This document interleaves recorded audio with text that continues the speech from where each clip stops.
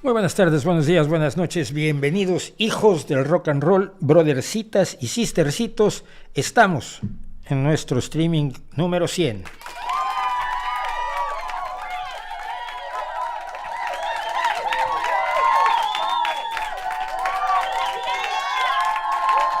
Ya. Bueno, pues esta es nuestra gloriosa celebración. Una vez habiendo celebrado los 100, tenía que oír yo los efectos especiales, por eso tengo los auriculares puestos. Arrancamos con nuestro programa, como siempre, con nuestra emisión, con nuestro streaming. Le llamamos programa por la costumbre de la televisión, porque evidentemente no es un programa, es un triste video. Buenas tardes, buenos días, buenas noches, donde quiera que ustedes estén, buenas medias noches. Y estamos en el streaming en vivo y con todo, que así nos dio por llamarle, con bastante poco éxito, el streaming en vivo del Rey va Desnudo, de todos los jueves a las 19 horas, donde compartimos arte, compartimos ideas, compartimos opiniones, compartimos opiniones muy poco populares y preguntas muy incómodas, y lo invitamos a que piense, aprovechando que pensar todavía es gratis y todavía no te meten a la cárcel por pensar, cosa que Putin sí hace. Pero bueno, por lo menos donde yo estoy y donde están todos ustedes, o la gran mayoría de ustedes que pueden decir lo que se les dé la gana, pues tienen esa gran ventaja. Por supuesto, como siempre tengo que pedirles, porque pedir es necesario, que nos apoyen en Patreon y en PayPal. Llegando a los 100 streamings hemos descubierto, hemos dedicado 200 horas a esto, y si vemos más o menos lo que nos ha dejado desde el punto de vista meramente económico y monetario, pues es una miseria. Ganaría yo más fregando portales, limpiando vidrios de establecimientos comerciales, pero bueno, así es como estamos, así que necesitamos su ayuda, por favor, en serio. Ya estamos pagando el alquiler del estudio, por lo menos con lo que entra de Patreon, pero poco más, desafortunadamente. Bueno, y por cierto, ayer estrenamos nuestro video sobre estigmas, que le ha ido extraordinariamente bien, cosa que es rara, porque no generalmente, lo que pasa es que, y aquí hay un elemento de gente que me divierte muchísimo. Tenemos 13,000 visualizaciones en menos de 24 horas en realidad. Se estrenó un poco más tarde, se estrenó a las 8:30 porque tuve muchísimo trabajo, tuve que traer un trabajo, me atrasé con la edición, entonces estaba yo editando a las 7 de la noche. Cuando generalmente termino la edición a las 3, 4 de la mañana del martes. Pero mucha gente tiene una idea de lo más rara de YouTube, entonces te dicen, y esto me lo dicen con frecuencia, es que haces este video porque sabes que te va a traer muchísimas visualizaciones y vas a ganar un porrón de dinero. Mira, para empezar, ningún video, por lo menos de los míos, deja un porrón de dinero, ¿no? No es el caso, pero uno no lo sabe. Si lo supiera sería muy fácil. Se dan cuenta, todos los millones de youtubers que somos, estaríamos haciendo videos de éxito. Entonces la gente tiene esta idea, lo hiciste porque así ganas dinero. Pues no lo sé. Hay videos que yo les tengo un enorme cariño, o videos que considero enormemente importantes, como fue el de la semana pasada, que fue el dedicado al trabajo infantil, que en toda esta semana ha reunido 7,700 visualizaciones solamente. A mí me parece mucho más importante ese que el de los estigmas, pero el de los estigmas tiene 13,000 visualizaciones. Uno no sabe lo que va a pasar con sus vídeos, uno los tira, es como los músicos, ¿no? Ay, es que hiciste esta canción. Algunos escriben para ganar dinero y es lo más triste del mundo, ¿no? Porque hacen una canción con la que van a ganar mucho dinero y luego resulta que no ganan un céntimo porque son malísimas sus canciones. Pero la intención es ganar dinero. Primero que nada, no es mi intención. Pero segundo, si lo fuera, no sabría yo cómo controlarlo, no sabría yo qué videos van a tener éxito y qué videos no van a tener éxito con mi estilo, porque yo toco temas que tocan otros y otros tienen menos éxito que yo porque su estilo funciona menos con el tema que mi estilo bronco y sarcástico que uso. Entonces uno nunca lo sabe, pero en fin, el caso es que el de los estigmas está allí conmigo, con un estigma de esos que nunca se ven, esos que atraviesan de lado a lado. No, para que se vea el efecto es así, como era así. Y entonces eso no lo hacen los estigmatizados. Entonces, bueno, pues eso es lo que hicimos ahora. Y los invitamos a que vean, por supuesto,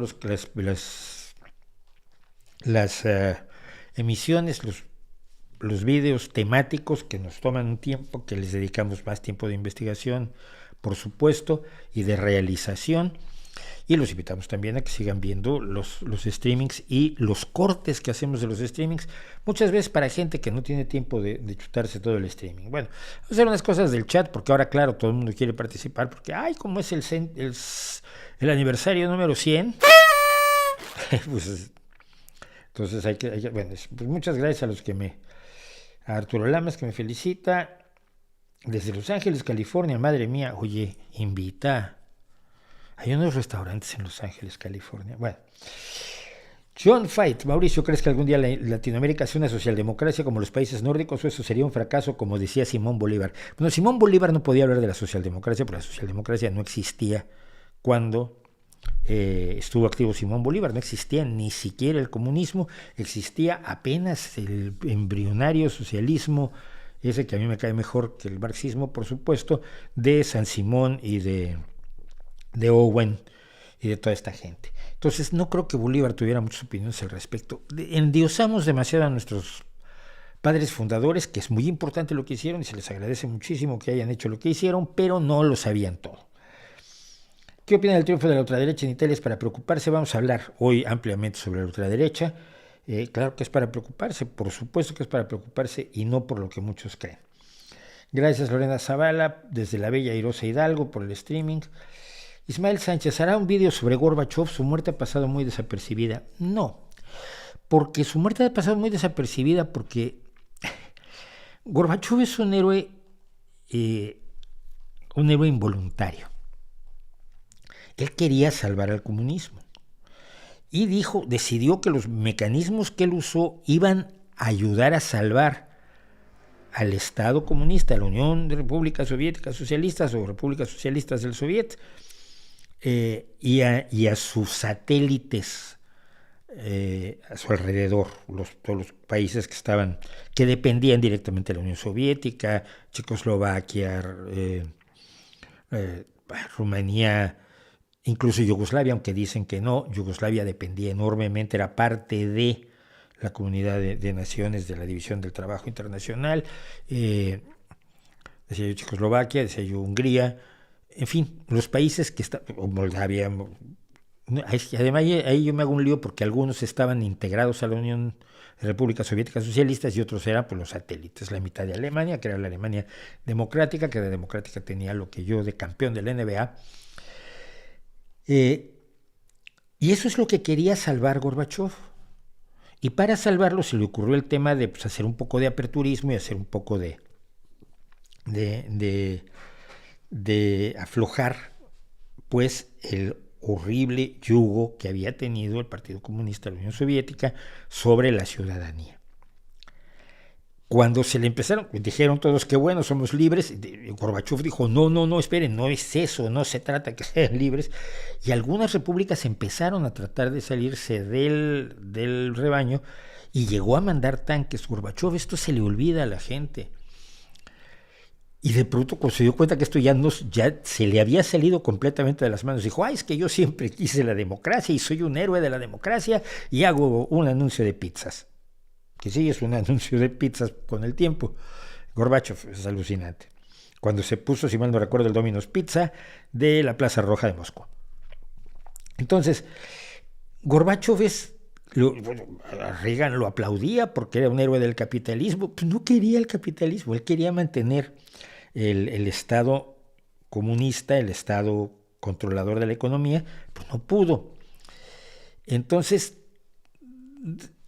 y asumió su papel, dijo, qué bueno que yo soy así. Por otro lado, los grandes amantes de la Unión Soviética, los que querían el poder de Rusia, la Rusia imperial, porque finalmente la Unión de Repúblicas Soviéticas Socialistas era el gran imperio ruso, dominaba Rusia. Incluso cuando tenía líderes georgianos como Stalin, lo que dominaba era Moscú. Era el centro de toma de decisiones, y Rusia, la Rusia histórica, la Rusia de Pedro el Grande, la Rusia que hizo crecer Iván el Terrible, la Rusia de Catalina la Grande, era la Rusia que controlaba el resto de las repúblicas soviéticas, de las 15 repúblicas soviéticas socialistas. Y muchos detestan a Gorbachov porque rompió la Unión Soviética. Uno de los que más lo detesta por ello se llama Vladimir Vladimirovich Putin. Y Putin considera que la desaparición de la Unión Soviética es la más grande tragedia histórica del siglo XX. Ríete tú del Holocausto, ríete tú de la Segunda Guerra Mundial, ríete tú de las atrocidades japonesas en el sur, en el Pacífico Sur. No. La gran tragedia para Putin es la disolución de la Unión Soviética. Y lo que está tratando es de reconstruir el poderío regional de Rusia. Esto lo ha dicho, no es que me lo estoy inventando porque sea yo un voto de los Estados Unidos, que no sé qué tendría que ver los Estados Unidos aquí. Es un hecho, eso es lo que ha querido Putin. Entonces, pues Putin hizo a un lado a Gorbachov, pero por otro lado muchos demócratas de izquierda en el resto del mundo tampoco estamos por aplaudir mucho a Gorbachov, porque él nunca tuvo la intención de hacer lo que hizo. Simple y sencillamente, una vez que se dio cuenta que había metido la pata y había cometido un error enorme, dijo, el error fue a propósito. Pues no, mira, no cuela. Y no cuela. ¿Qué más me dicen? Felicidades desde Perú, gracias a Yanella Manrique. Mi youtuber de derechas preferido, Nicolás, te voy a dar. Rodrigo Franco, gracias por las felicitaciones. Claudio Mocay. Gracias a Daniel Maceto. Mauricio, ¿cómo es que usted sabe tanto de todo? Le preguntan de cualquier cosa y usted tiene respuestas y opiniones formadas. A ver, no. Yo no sé de todo. Pero tú te has fijado poco. Mira, primero que nada soy un hombre viejo. Bueno, yo me siento joven, yo me siento un joven con experiencia. Es decir, yo he sido joven más tiempo que los jóvenes que son jóvenes hoy.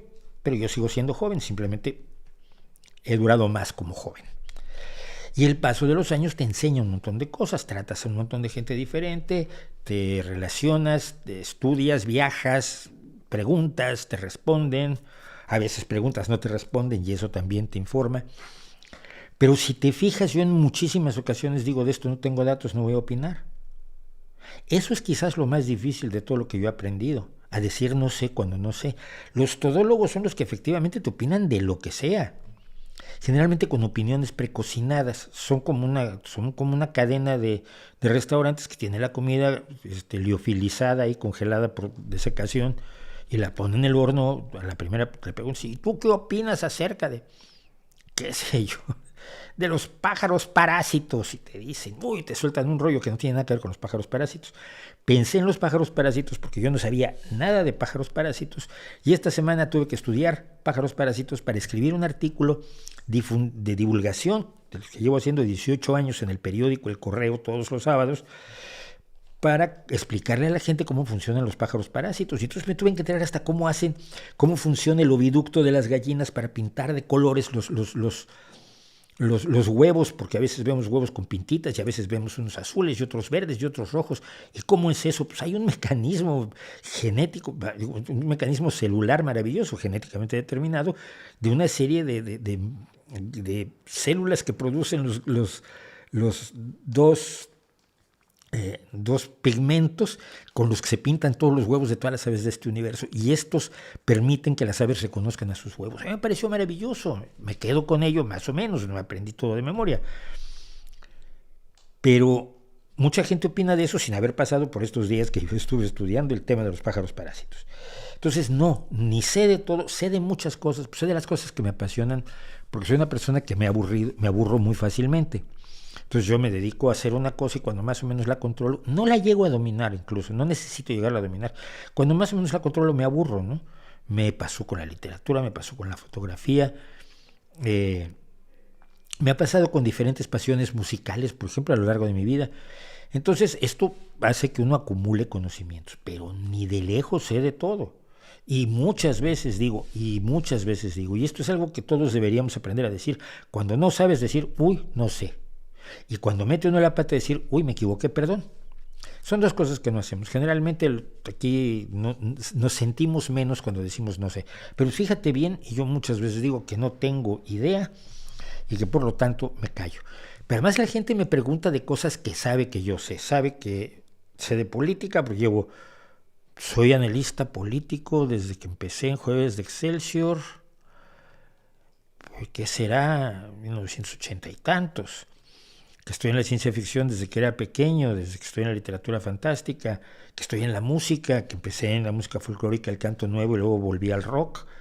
Entonces la gente me pregunta de lo que sé también por allí, y soy divulgador científico desde que empecé a trabajar en los periódicos, cuando no solo quería yo hablar de ciencia ficción, sino también de divulgación científica, y me permitió hacerlo el maestro Edmundo Valadez en el Excelsior hace un porrón de años, cuando la mayoría de ustedes no eran ni siquiera espermatozoides. Entonces, es lo que pasa, la gente me pregunta sobre lo que sabe que sé.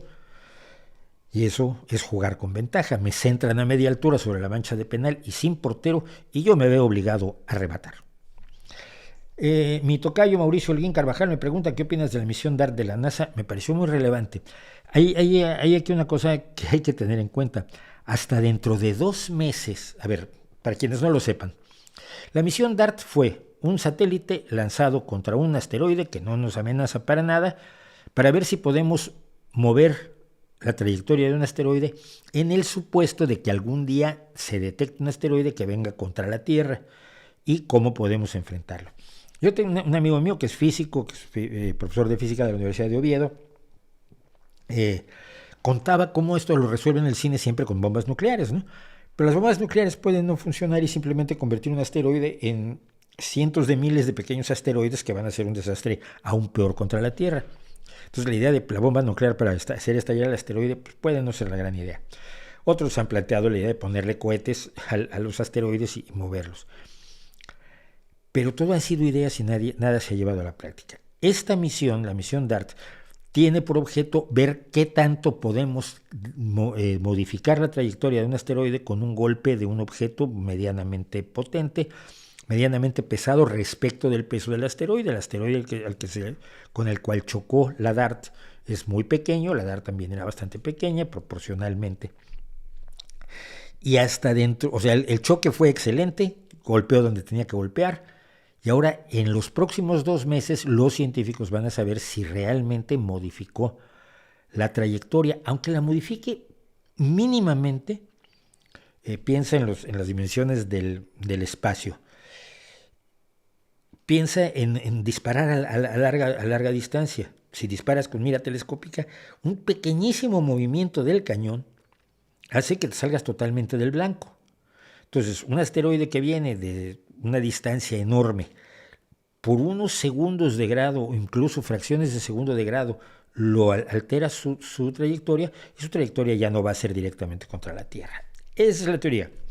Entonces, en los próximos 2 meses vamos a ver cuánto se alteró la trayectoria de este asteroide con el choque de la misión DART. Me parece muy importante porque la defensa planetaria no es contra los extraterrestres malvados que vienen a quitarte a tus hijos y a comerse a los políticos, sino que la defensa planetaria es contra la posibilidad de un asteroide o un cometa que choque contra la Tierra y cause algún desastre como el que creemos que provocó el cometa de Chicxulub en la península de Yucatán, y que fue responsable, quizás, todo parece indicar que fue responsable de un cambio climático tal que llevó en unos millones de años a la desaparición de los dinosaurios.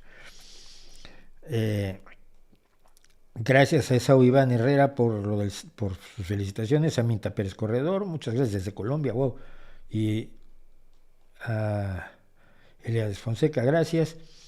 Desde Venezuela me pregunto si lo que hace Rusia ahorita no lo viene haciendo Estados Unidos en países que ni siquiera son fronterizos. No. Mira, la última anexión territorial que hizo Estados Unidos fue hace 104 años. Hace 104 años las cosas eran distintas. Estados Unidos no se ha anexionado territorio desde hace 104 años. Estados Unidos ha tenido guerras en países donde no tenía nada que estar haciendo. Concretamente Vietnam e Irak. En la Segunda Guerra de Irak, la Primera Guerra del Golfo no solo estaba justificada, estuvo avalada por la ONU. Saddam Hussein había invadido Kuwait, se había apoderado del país vecino, y el resto del mundo dijo: no tienes que salirte de ese país porque no puedes estar allí. ¿Qué es lo que se le está diciendo hoy a Vladimirovich Putin? Estados Unidos ha cometido ese tipo de guerras de agresión y se le ha criticado enormemente por ello. El hecho de que Estados Unidos lo haya hecho no significa que esté justificado que lo haga Rusia, ni Burundi, ni Guatemala, ni ningún otro país. Es un argumento, es el argumento del whataboutismo, esta forma de diálogo que ya hemos analizado aquí, del que inventó y desarrolló ampliamente la KGB en la Unión Soviética, donde tú les decías, es que ustedes están mandando gente al Gulag a morir en trabajos forzados a 40 grados bajo cero, y ellos te decían, ya, pero en Estados Unidos persiguen a los negros. Sí, pero no tiene nada que ver, estamos hablando de ti. Esto lo hacen los niños, ¿no? Oye, no bajaste la basura, ya, pero mi hermanito escupió en la escalera, ya, tu hermanito es otra cosa, pero tú no bajaste la basura, ya, pero mi hermanito escupió. Es muy bobo eso, y como adultos no deberíamos caer en eso. Pero no concretamente el anexionarse tierra, como lo hizo en 2014 Rusia con Crimea, y como pretende hacerlo ahora con el Donbass, con Kharkiv, con Kherson, no lo hace Estados Unidos hace 104 años y hay acuerdos internacionales que establecen que se van a respetar las fronteras existentes una vez que se movieron fronteras a lo largo de toda la historia humana. Estamos tratando de mejorar respecto del pasado. Las atrocidades de Vietnam no deberían servir para justificar las atrocidades de hoy, sino para decirnos que no se deben volver a cometer las atrocidades que se cometieron en Vietnam, por poner un ejemplo y por poner un caso. Así que Alejo Vicia, un grande like antes de empezar. Un año ya viendo sus directos, Dios mío, qué barbaridad. Claro, es que son un montón. Un año viendo mis directos y todavía hay 48 más. Buah. Saludos desde Ciudad Juárez. ¿Qué opina de Jacobo Greenberg? Nada, ¿no? Era un señor que creía en locuras que no estaban demostradas. Y se ha hecho famoso porque le hicieron un documental y porque desapareció o al parecer desapareció. ¿Qué piensas del que el presidente Guillermo Lasso no sé ni de dónde es presidente? Imagínate, así estoy. ¿Ven? De eso no sé, no opino. ¿Qué tips recomiendas para tratar con familiares polarizados políticamente? Callarte. Hacerte a un lado. Yo tengo una enorme familia muy de derecha y muy católica. No violentamente, pero militantemente católica. Y yo tuve que hacer ahí, claro, yo soy muy bocón. Entonces acabé peleado con mi familia extendida, que son un montón de gente. Tenía yo 11 tíos, 35 primos. Pero aparte tenía los tíos políticos, o sea que súbele como a 18, 19. Pero aparte tenía las esposas de algunos de mis primos, con lo cual los 35 ya eran como 50, ¿no? Y todos eran de golpe de pecho y patada de burro, y además militantemente de conservadores, sin llegar a ser de la ultraderecha. Un tío mío fue fascista cuando era joven, yo lo conocía cariñosamente como el tío Hitler, pero era el único. Entonces, con los familiares no vas a avanzar a ningún lado, porque primero que nada, si te ven como adulto, te rechazan lo que digas porque eres un viejo, y si te ven como joven, pues rechazan lo que digas porque eres un joven sin experiencia. Entonces no tiene sentido de pelearse. Terry Samanra, que si conozco a Fernández Noroña, pues no lo conozco. La madre de Jorge Luis Borges murió a los 99 años. Y alguien le comentó a Borges, qué lástima que no llegó a los 100. Borges respondió, qué admiración tan curiosa tiene usted por el sistema decimal. Pero es que es cierto. Pero los seres humanos necesitamos fijarnos motivos para celebrar. Los aniversarios son totalmente aleatorios. Dependen de los giros que damos alrededor del Sol. No significan nada. Pero nosotros los dotamos de significado. Cumpleaños. Les damos un significado muy especial a ciertos números porque nos dan pretexto para divertirnos, nos dan pretexto para celebrar, nos dan pretexto para recordar, nos dan pretexto para reflexionar acerca de ciertas cosas. ¡Ay, es el aniversario de la muerte de fulano! Mira, hay que acordarse de la obra que hizo, tal y cual. No es lo importante, y no es por ir en contra del maestro Borges, pero es que aquí lo importante no es el sistema decimal, o que celebremos cada 24 horas en el sistema duodecimal, contando con base 6, con base 12, con base 24, que es, si mal no recuerdo, es una historia babilónica, o en base 20, como los mayas. es el espíritu humano en busca de motivos para romper la rutina y establecer nexos con el pasado y puentear hacia el futuro.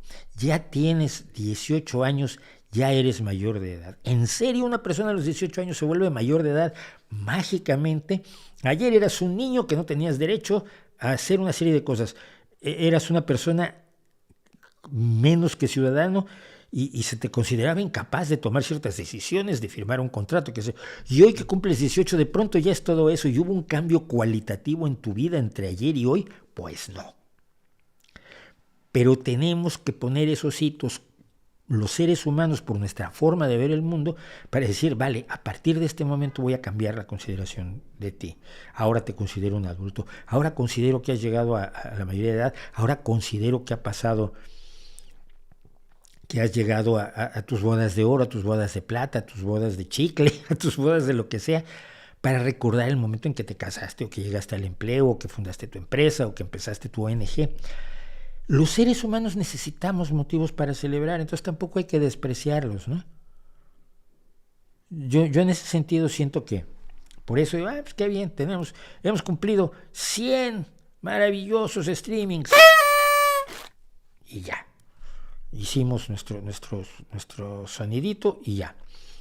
En fin, vamos a seguir, pero rápidamente.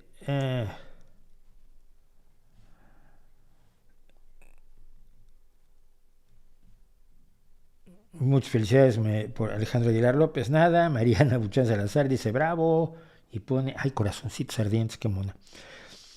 ¿Qué opina de Klaas? No los conozco. Klaas Relotius. ¿Quién sabe qué? Der Spiegel es un periódico razonable, de derecha, pero razonable en cuanto a su objetividad. ¿Supo lo de la clonación de un lobo albino hecho en China? No, pero no me parece mal. Arturo López Toranzo, llegamos a los 100, pues sí. ¿Es probable rescatar, de pregunta Alejandro Aguilar López, ¿es probable rescatar al CONACYT del daño que le ha causado el gobierno de López Obrador? Pues no lo sé. Sí, evidentemente.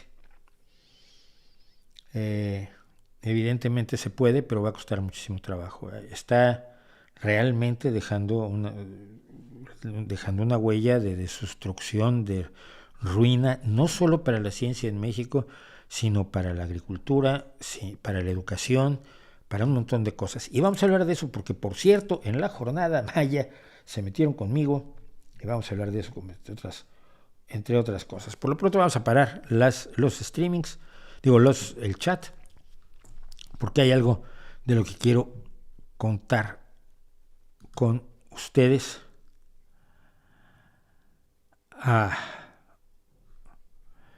Y es,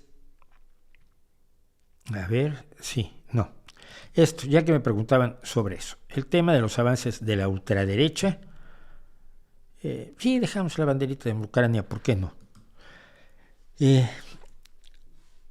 En Suecia avanzó la ultraderecha y se apoderó de un gobierno que tenía la socialdemocracia, y en Italia acaba de ganar una heredera del fascismo.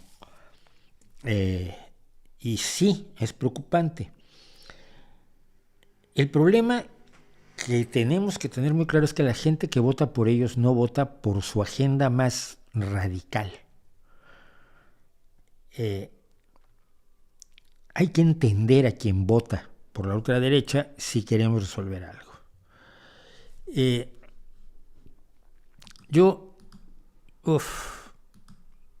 Bueno, aquí la tenemos.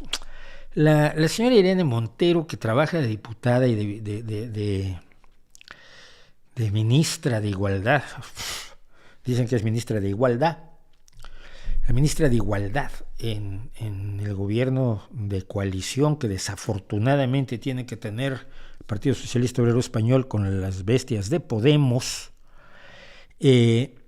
dijo ayer, muy en contra, a los fascistas se los para con más derechos.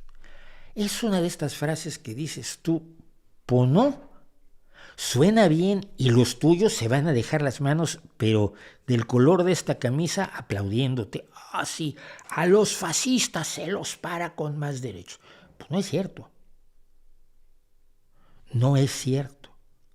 Porque si así fuera, la enorme cantidad de derechos que se tienen en Suecia y la enorme cantidad de derechos que se tienen en Italia, entre otras cosas, gracias a las acciones de la izquierda, fundamentalmente la izquierda socialdemócrata, pues habrían impedido la llegada del fascismo, no estarían parados los fascistas, y no es así. Yo comenté hoy, no le comenté directo a ella, porque me tiene bloqueado, como todo Podemos me tiene bloqueado, Pablo Iglesias me tenía bloqueado cuando era vicepresidente de gobierno, imagínense ustedes, o Monederito. Pero al fascismo no se le derrota con más derechos, eso es retórica. Se le derrota exhibiéndolo, quitándole la iniciativa al gobernar para todos, no para cuatro, enfrentando temas y sectores sociales abandonados que le dan oxígeno, con más bienestar y menos guerritas culturales. Porque además en las guerras culturales, la derecha lleva las de ganar, muy curiosamente.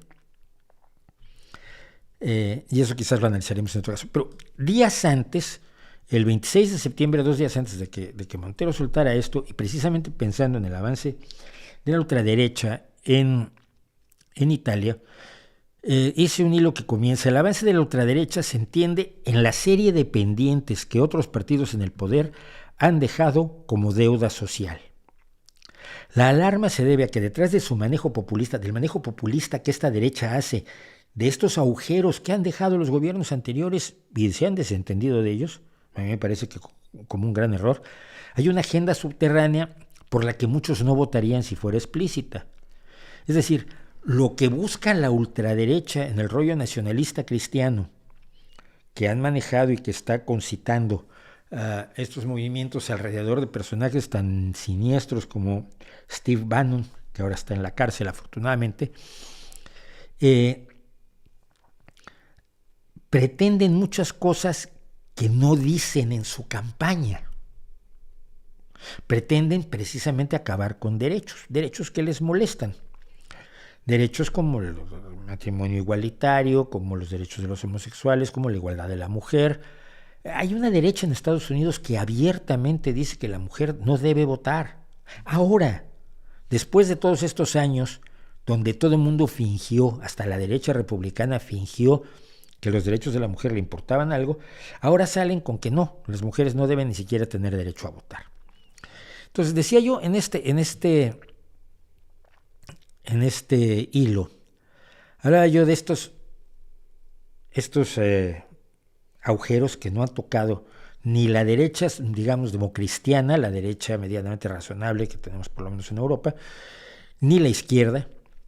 Por ejemplo, no han entrado en el debate de la inmigración. Mira, cuando la derecha ataca la inmigración, lo hace basándose en una serie de quejas legítimas de la ciudadanía. Pero la izquierda, modelo Podemos, lo que hace es decir, decir eso es fascismo. Y ya con esto lo resolvieron, Y luego dicen, discutir la inmigración es incorrecto. No, mira, todo movimiento migratorio de grandes dimensiones, no me refiero a que dos personas se cambien de país, no me refiero a mi caso, todo movimiento migratorio de grandes cantidades de personas que llegan a una colectividad, a otra ciudad, a otra sociedad, a otro país, a otra cultura, genera roces, genera confrontaciones y genera fricciones. Negarlo es idiota. Primero que nada porque genera la reacción de la ultraderecha, y la reacción de la ultraderecha condiciona muchas veces el trato que se les da a los inmigrantes y la forma en que se les aísla. Y los inmigrantes aislados se convierten en una maquinaria de odio hacia el propio país al que han llegado. Hay roces, hay enfrentamientos, hay diferencias culturales entre los chicos cuando van a la escuela, cuando juegan en la calle. Hay una serie de fenómenos sociales que representan choques o roces rugosos, duros y difíciles para las familias. Y es obligación, o debería ser obligación de la izquierda, abordarlos y enfrentarlos. Yo recuerdo que estuve en París, en casa de un amigo mío que es curiosísimo, pero es un escritor que escribe en español porque se crió fundamentalmente en Perú, pero él es de origen serbio. Él nació en Serbia. Él nació en la antigua Yugoslavia, de hecho, nació cuando todavía no había caído, obviamente, el telón de acero. Y yo fui a su casa y era un barrio que me explicaba él que les daban alguna ayuda al alquiler a los no asiáticos para que fueran a vivir ese barrio que fundamentalmente se había formado por inmigrantes vietnamitas y laosianos, camboyanos, fundamentalmente vietnamitas. Vietnam había sido una colonia francesa y cuando Francia iba a salir fue cuando Estados Unidos entró en los años 50 en la guerra de Vietnam. ¿Okay? De hecho, comimos en un restaurante vietnamita maravilloso a 3 calles de su casa. ¿Y por qué se le ayuda a la gente a mudarse a este barrio? Bueno, para incrementar las posibilidades de integración y que no se cree un gueto cerrado que genera otro tipo de conflictos.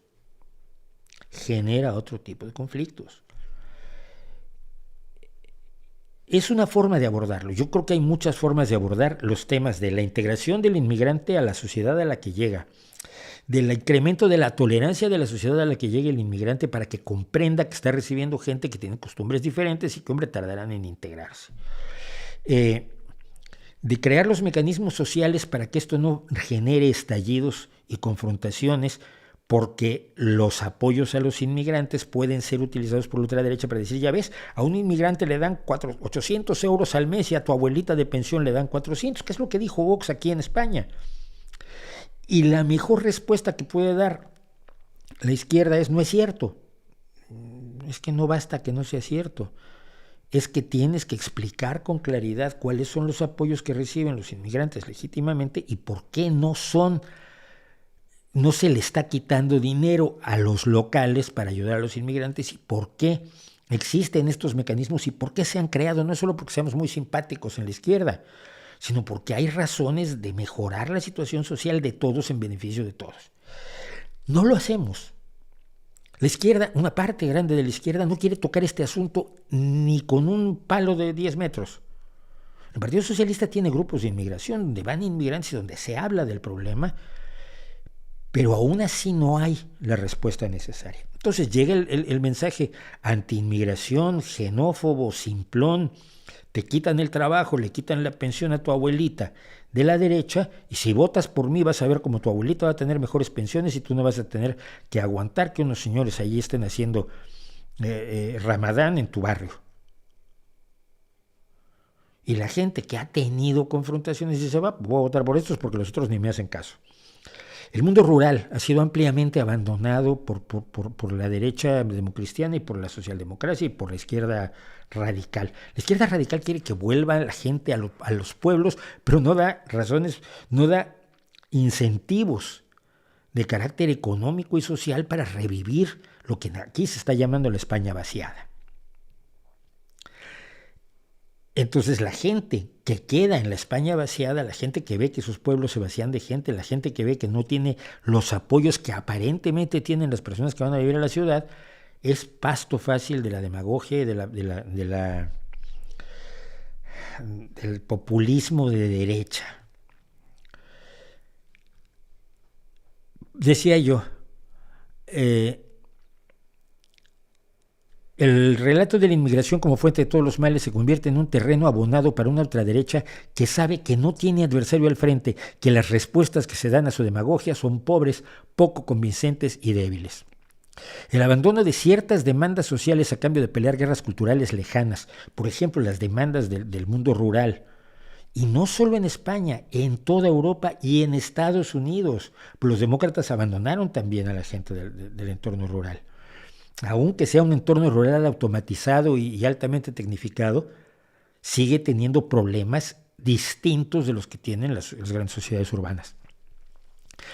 A cambio de pelear guerras culturales lejanas como la de la transfobia, que es importante, pero que no puede desplazar otras cosas, que tiene que desarrollarse no como la primera prioridad de un gobierno, sino como una de sus muchas prioridades, pero que no desplace a otros que sienten que a ellos no se les hace caso por hacerle demasiado caso a unos o a otros, a los LGTB, a los trans, a los inmigrantes, a los que ellos ven como minorías, séanlo o no.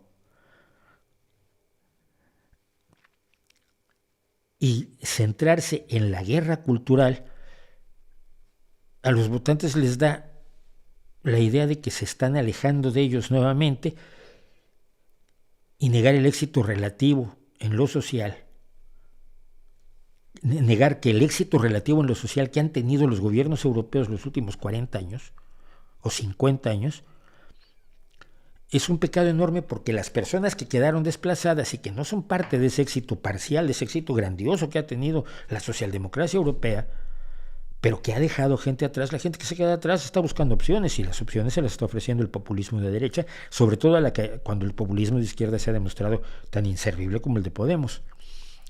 Digo yo, estas personas están dispuestas a votar a cualquiera que hable su idioma, así sea por demagogia a nivel como los gritos de Evita Perón, amo a los descamisados, y parezca interesarse por ellos por primera vez en años o en décadas. Y esto pasa en todas partes ante la falta de reacción de los demócratas en general. El recurso al nacionalismo, con su componente paranoico, es un punto fuerte de la ultraderecha. Y aunque cierta izquierda rechace el nacionalismo y puede explicar por qué el nacionalismo no es una buena opción en el siglo XXI, tenemos el problema de que hay una parte de la izquierda que asume el nacionalismo como parte de su agenda y defiende los nacionalismos y a los grupos que pretenden segregarse de las naciones ya existentes, y apoyan igual a los corsos que a ETA, que a los irlandeses o a los escoceses independentistas. Escocia es otra historia, porque Escocia lo que quiere es seguir integrada en la globalidad de la Unión Europea, es un fenómeno distinto. Entonces, cuando la izquierda asume nacionalismo, es muy difícil enfrentar el nacionalismo de la ultraderecha. Así, en ocasiones parece que la ultraderecha asiste a las elecciones sin adversario al frente, que a veces apenas tiene nada más que la denuncia de las maldades de la ultraderecha, maldades que la gente no ha visto. Si la ultraderecha no ha gobernado, la gente no ha visto esas maldades, por más que se teorice sobre ella en las facultades de las ciencias políticas y sociales de la Complutense. Esos males del fascismo, de los que se puede llenar la boca los diputados de Podemos, y muchas veces los nuestros, en la tribuna de la Cámara de Diputados, del Congreso de los Diputados en España, le suena algo lejano, le suena como un partido de fútbol en Vanuatu a la gente que está viviendo el problema de que o no llovió suficiente o llovió demasiado y sus olivos no le van a dar suficiente para comer este año. Vemos por dónde va la cosa. El problema entonces no es la ultraderecha como amenaza y los demás como pobres víctimas. Hemos rendido terreno, hemos desviado la atención de lo importante y hemos mostrado incapacidad de debate a un nivel de la calle. La izquierda muchas veces queda en el debate a nivel de tesis para publicarle en una revista de ciencias políticas, pero explicarle a don Enrique, el que tiene su pequeña explotación de ganadería de borregos y de gallinas y de cabras, explicarle la situación y además resolverle problemas, no lo estamos haciendo. Hay una maravillosa hubo una maravillosa tira cómica política en Estados Unidos que se llamó Pogo, de Walt Kelly. Y en una de las, esto era referido, por cierto, cuando se empezaban a ver los problemas ecológicos, que Pogo dijo una de sus mejores frases. Pogo era este pequeño personaje, que creo que es una zarigüeya, sí, Pogo Possum, y dice: hemos encontrado al enemigo y es nosotros. El máximo enemigo que tenemos nosotros en la lucha contra la ultraderecha, creo que somos nosotros los demócratas. Aquí embarco también a buena parte de la derecha democrática, de la derecha racional, de la derecha inteligente, de la derecha de Ursula von der Leyen, y no de la derecha, por supuesto, de Abascal o de Meloni o de Putin. El enemigo ha sido la izquierda, tanto la izquierda racional y viable, que es la socialdemocracia, como la izquierda extrema, que luego da unos bandazos que... Y esto incluso lo decía hoy un estudioso marxista español, que claro, al final del artículo se le empieza a desmoronar la argumentación, porque empieza a decir que esto que hay que verlo como Marx ordenó, que había que ver las cosas. Y esto no, si sales de un dogma para entrar en otro, no vamos a llegar a ningún lado. Pero más o menos estaba por el mismo lado. Estamos rindiendo terreno, y cuando la antidemocracia se hace dueña de la realidad, entonces quizás tardíamente nos demos cuenta de cómo hemos metido la pata, felices de lo que se ha logrado, pero ciegos a la importancia que tiene lo que no se ha logrado y no se ha atendido. Por lo menos eso, hermanitos, creo yo. ¿Qué les parece? Me meto en unos líos tremebundos, ¿no? ¿Cuáles son las diferencias del racismo en México respecto a los Estados Unidos? ¿Si se tiene que combatir del mismo modo? No. Primero que nada, porque la gran mayoría de los mexicanos tenemos componentes indígenas entre nuestros ancestros. Decía yo que yo tengo mi análisis de ADN muy bonito, donde dice que tengo 14% de indígenas del sureste mexicano, que procedo de las raíces zapotecas de mi abuela. Pero es un racismo de desprecio y explotador, más que un racismo de competencia. Estados Unidos, el racismo surge cuando la gente que fue llevada para servir de mano de obra se convirtió en ciudadano.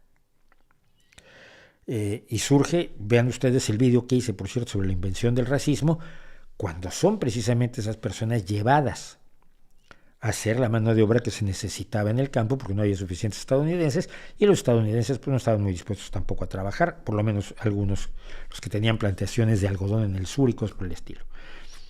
Entonces, el racismo en Estados Unidos tiene un gran componente de miedo al esclavo liberado. Tiene un gran componente de desprecio en el sentido de tú fuiste esclavo, ¿cómo que ahora crees que puedes ser el director de la escuela de mis hijos? O la sirenita. No. El racismo latinoamericano, el racismo hacia el indígena es mucho más perverso porque tiene este rasgo de paternalismo ácido, ¿no? Pobrecitos los indios, por un lado, pero por otro lado, ¿para qué quieren tanto? Deberían conformarse con lo que tienen. Y esto se oye con demasiada triste frecuencia. Entonces, combatirlo se combate siempre de la misma manera y siento mucho ser muy vago, pero el racismo se combate primero que nada mezclando a la gente.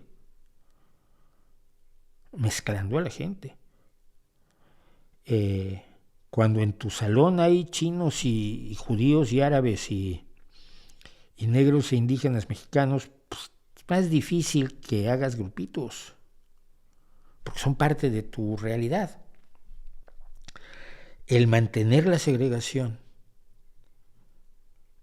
en lo social, en lo escolar, en lo cultural, que es algo que además está pretendiendo hacer de manera terrible la política de identidades, los indígenas por acá, los blancos por acá, los negros por acá, los asiáticos por allá, no se mezclen porque aquí cada quien tiene su identidad, tiene que defender su cultura y las otras son culturas externas y ajenas, que no las copies demasiado porque ahí es apropiación cultural. Si no estamos juntos viéndonos como iguales, no tenemos posibilidad de alejar las ideas prejuiciosas, irracionales, absurdas y estúpidas que dan base al racismo. Yo creo que eso es lo fundamental. En México es mucho más difícil porque requiere un esfuerzo de gobierno que, como yo he dicho en muchas ocasiones, nadie ha querido hacer. Unos por una razón u otros por otra, pero nadie ha querido hacer el esfuerzo necesario para integrar a los indígenas al resto del país. Sí, el 95% somos mestizos, sí, pero unos son mestizos más claritos y otros son mestizos más indígenas, que además tienen una cultura de carácter indígena.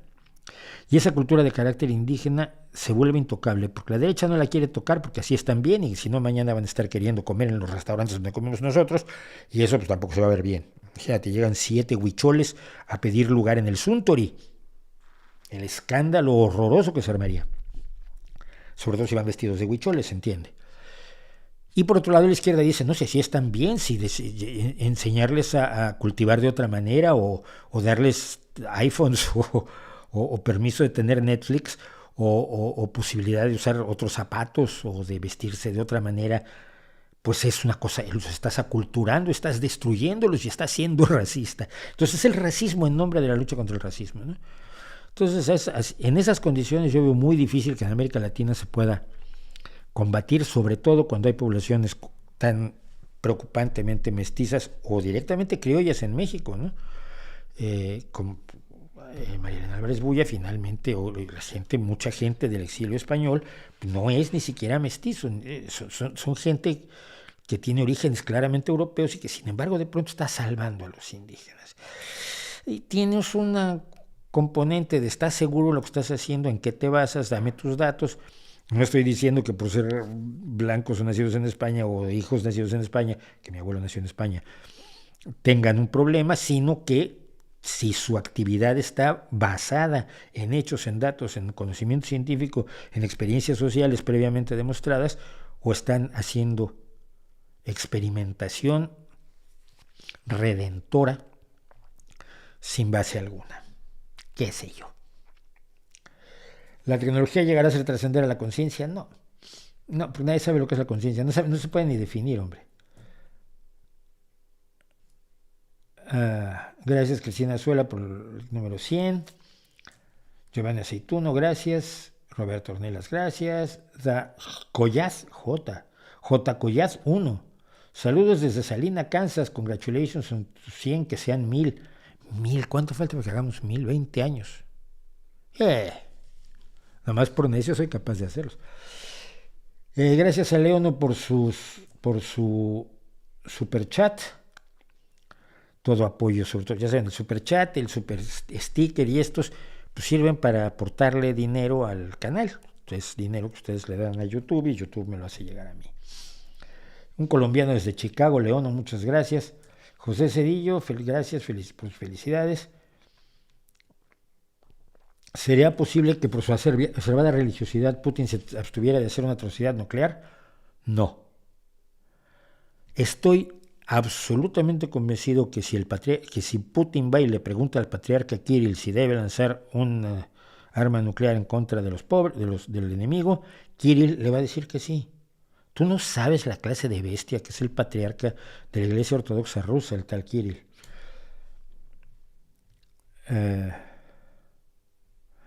Gracias a Lavina por el super sticker. ¿Qué opinas de que a Cuba, Estados Unidos la saque de países patrocinadores del terrorismo como pide el presidente Petro? El hecho real es que desde hace muchos años Cuba ya no es un patrocinador del terrorismo.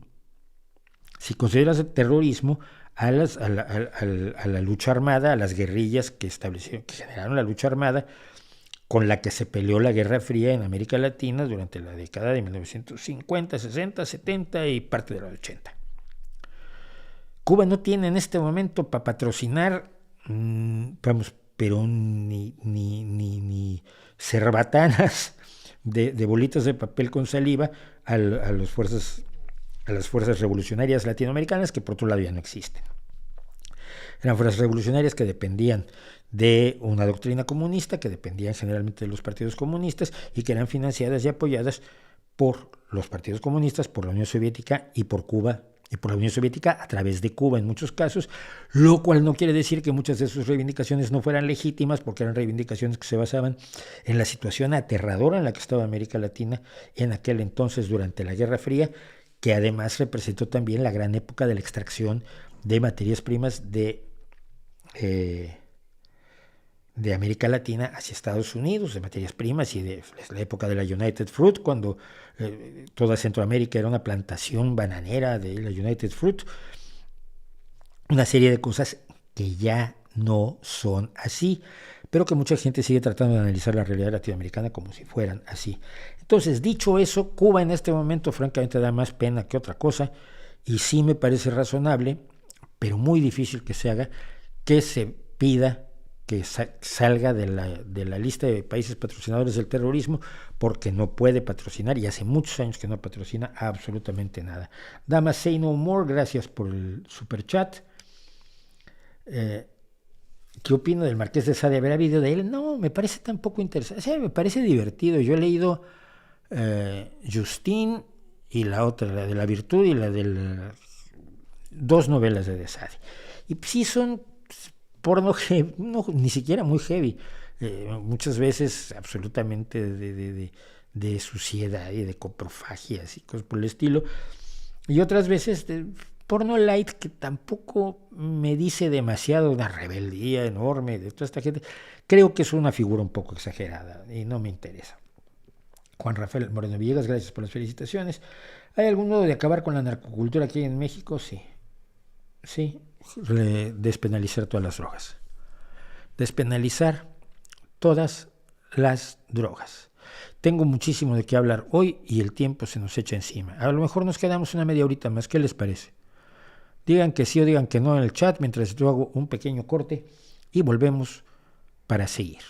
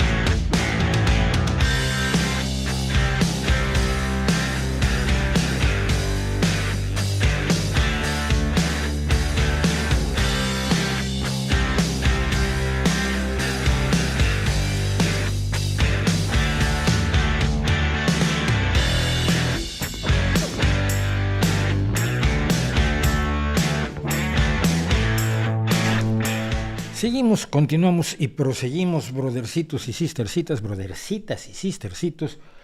Y no me va a dar mucho tiempo de hacer todo lo que quiero. A ver, vamos a ver si podemos hacerlo. Bueno, a ver. Defensa de la anticiencia. Miren, el otro día hice yo un hilo, en realidad un hilo que no era un hilo en Twitter ni cosa por el estilo. Decía yo estas dos cosas. Lo único que aporté yo a este hilo fue cómo destruir el futuro de un país embruteciendo a sus niños. Nueva Escuela Mexicana es el nombre que la Secretaría de Educación Pública le da a la propuesta que está haciendo de educación en México, y lo que hice fue una cita de los proyectos de la Secretaría de Educación Pública, donde les dice a los niños: las ciencias son construcciones entre muchas posibles para explicar la realidad física, que a su vez está condicionada por factores culturales o históricos. No es cierto. Sí, hay muchas posibles. Está la magia, están las mitologías de todos los pueblos, hay muchísimas formas de explicar la realidad física. pero la ciencia no está condicionada por factores culturales e históricos. Es decir, una vez que tienes la exigencia de la verificación independiente de las afirmaciones, esta verificación independiente de las afirmaciones funciona en todas las culturas, funciona a lo largo de toda la historia, y cuando te das cuenta fue así como se consiguió el conocimiento antes que hubiera una realidad científica. Y en el segundo, decía yo, en tanto construcción cultural no se puede, no decía yo, decía la CEP, perdón, en tanto construcción cultural no se puede afirmar que sea superior a otros sistemas de conocimientos. Sí, sí se puede. Dime con qué otro sistema de conocimientos hacemos Internet. ¿A que no lo hay? ¿Con qué otro sistema de conocimientos extinguimos la viruela? ¿O combatimos la COVID-19? ¿Con qué otro sistema de conocimientos evitamos la mortandad infantil? Porque mira, todos los sistemas de conocimientos que teníamos hasta mediados del siglo XIX no hacían nada de eso. Los niños morían como moscas. Las madres en el parto morían en grandes cantidades. La expectativa de vida era de 30, 40 años. Hoy vivimos el doble. Los sistemas de conocimientos previos descubrimos asombrados que no eran sistemas de conocimientos, eran creencias. Llamar conocimiento a las supersticiones del pasado es una traición al conocimiento. Porque dice, ya que cada explicación puede ser adecuada en mayor o menor medida según el contexto en el que se aplique. Eso no quiere decir nada. La explicación mágica de una enfermedad en un determinado contexto no es adecuada si no cura la enfermedad. No me parece tan difícil, pero alguien se molestó horrores. Bueno, esto fue retomado por alguien que tiene dos personas que tienen un podcast que se llama La Corneta en México, y eso hizo que se enojara muchísimo la doctora, porque siempre aclara que es doctora, Nayeli Hernández Cornejo, quien por tanto se dedicó a lanzarse en contra de estos señores y por tanto, en teoría, o según sus creencias, en contra mía. Quizás es cierto, ¿no? Quizás fue contra mí, porque dice ella, ante la cita de Schwartz, los locutores, sobresaltados, afirman que la ciencia no está determinada por factores culturales e históricos, sino que está determinada por el método científico, en realidad los métodos científicos, y agregan que este no varía con las épocas. Dice ella, uno de ellos afirmó, la ciencia es el mejor sistema de conocimiento que tenemos. Es el único sistema, para la realidad del mundo físico, es prácticamente el único sistema de conocimientos que tenemos. Para otras cosas tenemos otros métodos de conocimiento, para aprender música, para aprender derecho, para aprender historia. No usamos el método científico para abordar la legislación, nos aprendemos las leyes y su interpretación. Pero para explicar la realidad física, pues sí, es la única forma que tenemos de adquirir verdadero conocimiento. Y dice, con toda la arrogancia del caso, a primera vista parece provechoso e interesante que circule en el debate público, tanto en las redes sociales como en la radio, la discusión sobre la concepción filosófica de la ciencia que queremos cultivar en los niños. No obstante, dicho debate implica una responsabilidad social de los actores, en este caso de la cuenta de Twitter del escritor, que siempre que me quieren rebajar me llaman escritor en vez de periodista, es muy divertido. Y cuando a alguien no le gusta alguna de mis obras literarias, entonces me llama periodista que se metió escritor. Es fantástico. Si bien no se trata de que solo los expertos puedan opinar, sí se espera que si se trata de un asunto público de tal calado como el tipo de educación que deseamos como país, no se recurra a la descalificación fácil, inmediata y poco informada. ¿Qué quiere decir con esto doña Nayeli? Bueno, quiere decir doña Nayeli, que espero que vea esto, quiere decir que como su forma de ver esto como filósofa de la Complutense, que es mucho decir, porque la Complutense es, en su área de ciencias políticas y sociología, o sociales, es uno de los ejes de la anticiencia española. como no se usan sus categorías y no se analiza la ciencia de acuerdo a su filosofía, sino de acuerdo a lo que hace la ciencia, entonces estamos estando poco informados. Y dice después, quizás la ridiculización del texto de los libros de la SEP a la que acuden tanto el escritor como los locutores parece obvia e intuitiva. Sin embargo, la descripción que hace de la ciencia el mencionado libro no es incorrecta. Hoy nos va a demostrar que no es incorrecta. De hecho, es una descripción contemporánea y nutrida de muchos estudios críticos. Estudios críticos se refiere a reflexiones filosóficas, no a estudios científicos. Estudios críticos de la ciencia elaborados desde la filosofía o la sociología en las últimas décadas. ¿Y eso cómo la hace incorrecta? ¿Cómo demuestra que es incorrecta? ¿O que no es incorrecta? Perdón, me estoy haciendo la descripción del libro no es incorrecta porque lo dicen la filosofía y la sociología, porque han hecho estudios críticos, que quiere decir reflexiones filosóficas, porque no están basadas en la realidad, en los hechos y en el conocimiento. Revisemos el texto con algo de detenimiento. La ciencia es una construcción entre muchas posibles, condicionada por factores históricos y culturales, y fíjense cómo vamos, a los filósofos que hay que ir. Efectivamente, filósofos tan destacados como Thomas Kuhn o Paul Feyerabend, y más recientemente Peter Galison, Ian Hacking o Helen Longino, han descrito con detenimiento cómo las teorías científicas han estado siempre condicionadas por elementos propios de la historia y la cultura. La teoría newtoniana influida por las convicciones teológicas del científico inglés.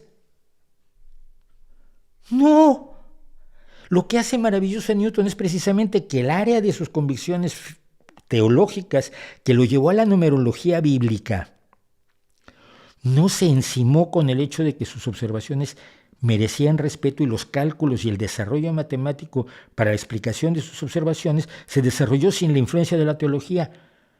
Esto solo lo puede decir alguien que no conozca la biografía de Isaac Newton. Sigue. La teoría de la relatividad, por la necesidad técnica de sincronizar los trenes en Europa. No, mira, si estudias un día la biografía de Einstein, verás que la teoría de la relatividad surge de un experimento que se hace, un experimento mental que se hace Einstein con un reloj de Zúrich. Hay que leer no a Feyerabend y a Kuhn, sino la historia de los científicos a los que pretendes denigrar. La teoría darwinista por la moral victoriana de la época, cuando precisamente una de las cosas que hace Darwin es ir en contra de la moral victoriana de la época. Sobre todo porque creo que no exactamente... espera, esto tendríamos que certificarlo. La reina Victoria fue reina desde 1837 hasta 1901. O sea que cuando Darwin sacó el origen de las especies, lo escribió pensando en la moral victoriana. Pues no creo. La moral victoriana es posterior, pero bueno, es contemporáneo, digamos. Pero la contemporaneidad no implica, por supuesto, que uno defina al otro. Bueno, pero nos dice... En tanto que práctica histórica y culturalmente condicionada, se trata de una construcción social que nos permite predecir y controlar la realidad física u otros dominios naturales. Lo reconoces porque es la única. Es la única que nos permite hacerlo y por lo tanto es mejor que las otras. Estos estudios describen que los científicos usan un conjunto de procedimientos diversos que varían muchísimo en función de las diferentes disciplinas y subdisciplinas. Por eso hemos tendido a hablar siempre de los métodos de la ciencia. Pero espera, para un poco. ¿Por qué usar a los científicos que denigran la ciencia? Paul Feyerabend es un caso, el caso de Kuhn es aún mucho más alucinante, porque Kuhn llama ciencia a todo lo que ocurrió antes de la revolución científica. Con su teoría esta de los paradigmas, concepto que define como de muchas formas distintas a lo largo de sus libros, como lo demostró Mario Bunge. ¿Por qué no usar a Bunge o a Russell como los filósofos que establecen claramente lo que es la ciencia? Porque son científicos. Porque Mario Bunge primero es físico y luego es filósofo, y Bertrand Russell primero es matemático y luego es filósofo. Pero son filósofos de una enorme entidad dentro del mundo de la filosofía en el que ustedes creen. Y sin embargo ellos los sacamos cuando hablamos de ciencia porque hay que meter a los que denigran la ciencia para poder justificar que hay otras formas de conocimiento que en realidad no son conocimientos. Es alucinante. Dice, si bien la Edad Moderna promovió una sociedad en la que la ciencia era un conocimiento definitivamente superior, tanto la historia como la epistemología han mostrado que existen otros tipos de conocimiento que pueden ser más adecuados que el primero dependiendo de los fines que perseguimos. No, pero es que mira, la ciencia persigue el fin de comprender el universo que la rodea. Si tú tienes otros fines, por supuesto puedes usar la demagogia, puedes usar la superstición, puedes usar el engaño, puedes usar los rebuznos del Sadhguru, o de Osho, o del Maharishi, o los cánticos de los chamanes. Pero los fines que persigue son de carácter sociológico y político. Los fines que persigue la ciencia no son esos. La ciencia persigue la comprensión de los fenómenos del universo físico que la rodea. Si la modernidad consideró que la ciencia resolvería todos nuestros problemas, y aquí es donde los filósofos se tiran a abismos verdaderamente asombrosos. Nunca nadie dijo que la ciencia resolvería todos nuestros problemas. Uy, estoy enamorado de una chica que no me hace ningún caso. Y yo, estoy que no puedo ni comer, no puedo ni dormir pensando en ella, y ella me mira con asco. ¿La ciencia te va a resolver tus problemas? No, nadie diría eso. Pero es la caricatura del cientificismo de la que dependen las actitudes de muchísimos filósofos en la denigración de la ciencia. Las sociedades contemporáneas han sido mordazmente críticas con esa perspectiva que últimamente fracasó. Fracasó porque no la planteó nadie. Nadie dijo que la ciencia resolvería todos los problemas. La ciencia puede resolver algunos problemas del mundo físico cuando se aplica mediante la tecnología. El conocimiento no basta, necesitas llevarlo al terreno de la práctica para resolver problemas. La ciencia responde preguntas, no resuelve problemas. Los problemas se resuelven tecnológicamente. Esto parece que es demasiado complicado para los filósofos de la ciencia que dependen de Kuhn, de Feyerabend, y realmente no sé por qué no mencionó a Popper. Hoy sabemos que tenemos otros saberes u otras prácticas que pueden ser más útiles que la ciencia cuando no estamos hablando de predicción o control de la naturaleza. Si no hablamos de control o predicción de la naturaleza, estamos saliendo del terreno de la ciencia. Como el arte cuando buscamos la educación moral o el placer estético o conocimientos locales que son más respetuosos con el entorno. Esto último no lo entiendo, pero que el arte o el placer estético sean formas de conocimiento, el que yo disfrute de la música de Bach es conocimiento. No, si aprendo a tocar el clavicordio como lo tocaba abajo, pues sí es conocimiento, ya sé algo. Esta confusión entre lo que es conocimiento y lo que no lo es, lo que es ciencia y lo que no lo es, me preocupa muchísimo. ¿Es cierto que la discusión filosófica de la ciencia es un debate abierto? No, es cierto. Quieren debatirlo por negarse a reconocer que la ciencia resolvió muchos de los problemas filosóficos planteados hasta el momento de su surgimiento. Y yo lo siento. Exponer estas características exige que los textos estén cuidadosamente argumentados, cosa que no pasa con el desastre educativo que se está haciendo en México y con los matices que ello exige en cada nivel escolar. Esto puede y debe ser parte del debate público. Sí, pero la Secretaría de Educación Pública, la que tú estás defendiendo, no ha planteado un debate público. Está imponiendo una visión posmoderna de manera tajante a la educación de millones y millones de niños a los que se les está hurtando el conocimiento científico, incluso las matemáticas, en aras de promover las supersticiones y las creencias del pasado como equivalentes al conocimiento que permite que tú escribas en un medio digital y te lea yo en internet. Nayeli, querida. Esto es deseable que discutamos conjuntamente cómo entendemos la ciencia, ¿vale? Que venga la Secretaría de Educación Pública a discutir con los que no son de su cuerda, pero no lo hacen, no lo han hecho, no lo están haciendo. Están realizando una serie de imposiciones apoyados en doctores en filosofía de la Complutense, que es filósofa de la ciencia, se supone esta persona, pero por lo visto no conoce la biografía de Newton, la biografía de Darwin o la biografía de Einstein. Es deseable que discutamos conjuntamente cómo entendemos la ciencia. No tienes que entender la ciencia de una manera u otra. Tienes que entender los conocimientos científicos, pero cambiar la definición de la ciencia no te va a permitir encontrar otra manera de descubrir respuestas para las preguntas que tienes sobre el universo. Como ciudadanos tenemos la responsabilidad de informarnos medianamente sobre los argumentos que existen en cuestión cuando queremos participar de dicho debate. porque el texto citado no es mera ideología ni estupidez, tampoco embrutece a nadie. Sí, es ideología, sí es estupidez y sí es embrutecedora en la medida en que hurta la realidad de la ciencia para presentarla bajo la luz de una ideología y de una filosofía fracasada, de un idealismo relativista que pretende que el universo no podemos controlarlo directamente a través de la aplicación de los conocimientos que tenemos, sino que la magia tiene la misma entidad que la ciencia, que el curanderismo tiene la misma entidad que la medicina y que la imaginación y el discurso tienen la misma entidad que la realidad objetiva. Así que pues sí, profesora del Departamento de Filosofía de la Universidad de Guadalajara, pero ojalá leyeras a otros filósofos que no sean aquellos que van en contra de la ciencia, que denigran la ciencia y cuya poca pulcritud analítica ya ha sido demostrada ampliamente. Y con eso creo que ya hice más enemigos hoy que la otra vez, ¿verdad? Bueno, ¿qué le vamos a hacer? Es parte de mi vida. Y me dicen, ¿por qué el presidente López quiere usar las Fuerzas Armadas para la seguridad pública si en los hechos no se combate con fuerza la delincuencia? Es decir, ¿qué idea tiene en la cabeza? No sé qué idea tenga en la cabeza, o sea, es un gran misterio. Pero yo te diría, mira, puedes escribirle y tiene en cuenta en Twitter, si no te bloquean, a Navegaciones, @Navegaciones, que es Pedro Miguel, o puedes escribirle a Fisgón Monero, que es @Fisgón Monero, que es Luis Rafael Barajas el Fisgón, que es un monero, que además es uno de los ideólogos de López Obrador. Entonces ellos dos son de los que meten ideas en la cabecita de López Obrador y se sienten muy importantes porque lo hacen. Quizás ellos te puedan decir qué idea tiene López Obrador.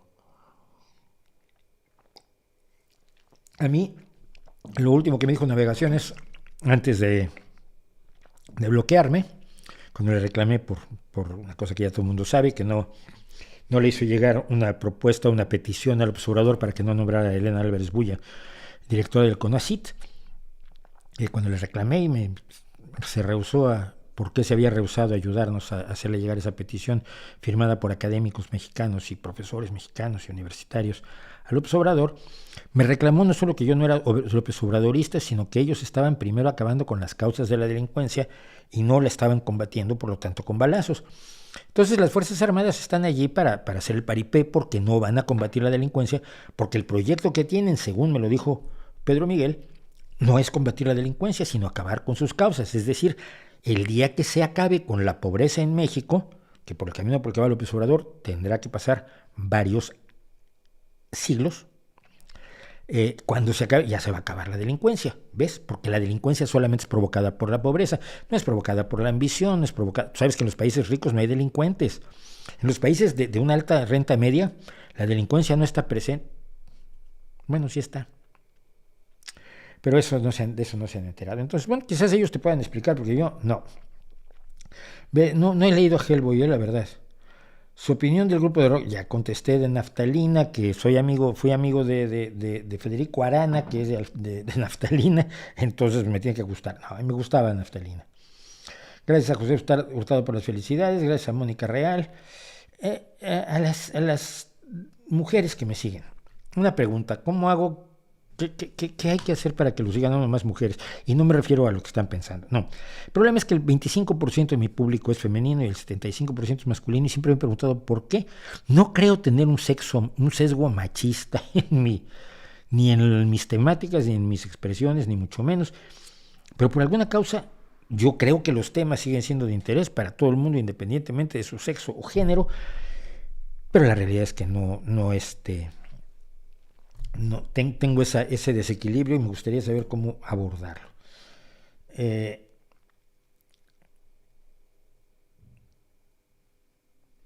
más tenemos?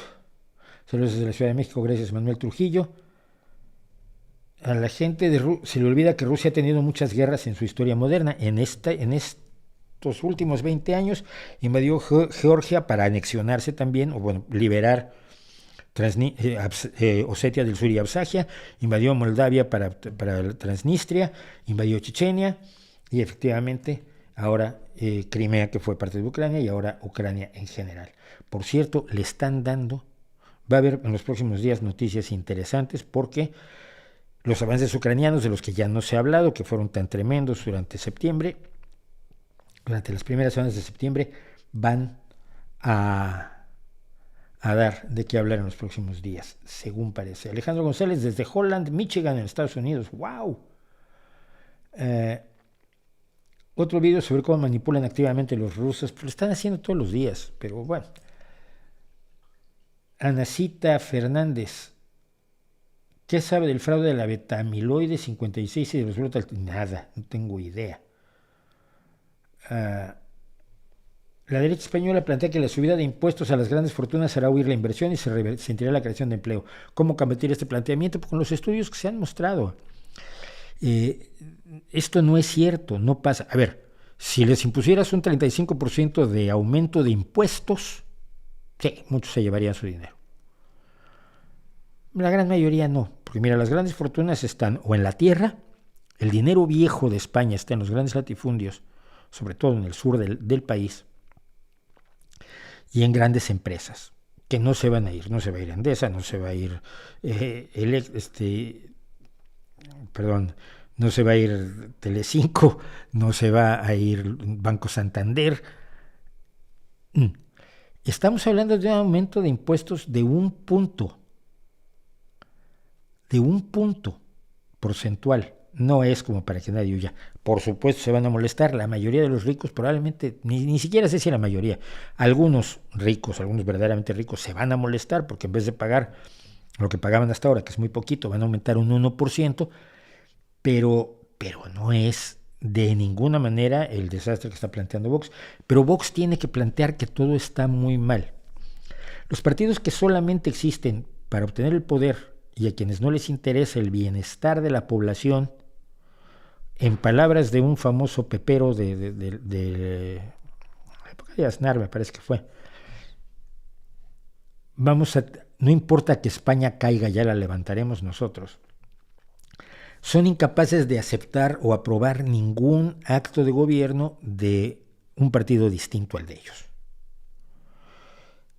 No lo pueden hacer porque es casi rendirse, o sea, lo ven como una rendición, no lo ven como un acto de responsabilidad política, sino lo ven como una especie de claudicación ideológica de primer orden. Eso es lo que es la polarización. Cuando ya lo único que te interesa es alcanzar el poder sobre el cadáver de quien sea, sobre la ruina de quien sea, sobre la desgracia de quien sea, y cuando se hacen cosas buenas por el país, uno lo dijo una vez aquí, en Gijón, Asturias, donde estoy yo, y lo dijo el pepero y nos quedamos todos como, lo ha confesado, lo ha dicho. Si es bueno para Gijón, es malo para el PP. Lo dijo así, ante una acción de gobierno del PSOE que tradicionalmente, salvo un pequeño espacio, gracias al apoyo de Podemos a la derecha asturiana, no me pregunten cómo, ya lo he contado además, el Partido Socialista es el que ha gobernado Gijón. Y ahora estamos precisamente en el proceso de que en mayo del año próximo hay elecciones y el Partido Socialista quiere volver a ganar, estamos eligiendo candidato, etcétera, etcétera. Y lo dijo, si es bueno para Gijón es malo para el PP. Y esto, pero el descaro que se necesita para llegar a decirlo, eso es problemático. Para hacerle frente al narcotráfico, despenalizar las drogas.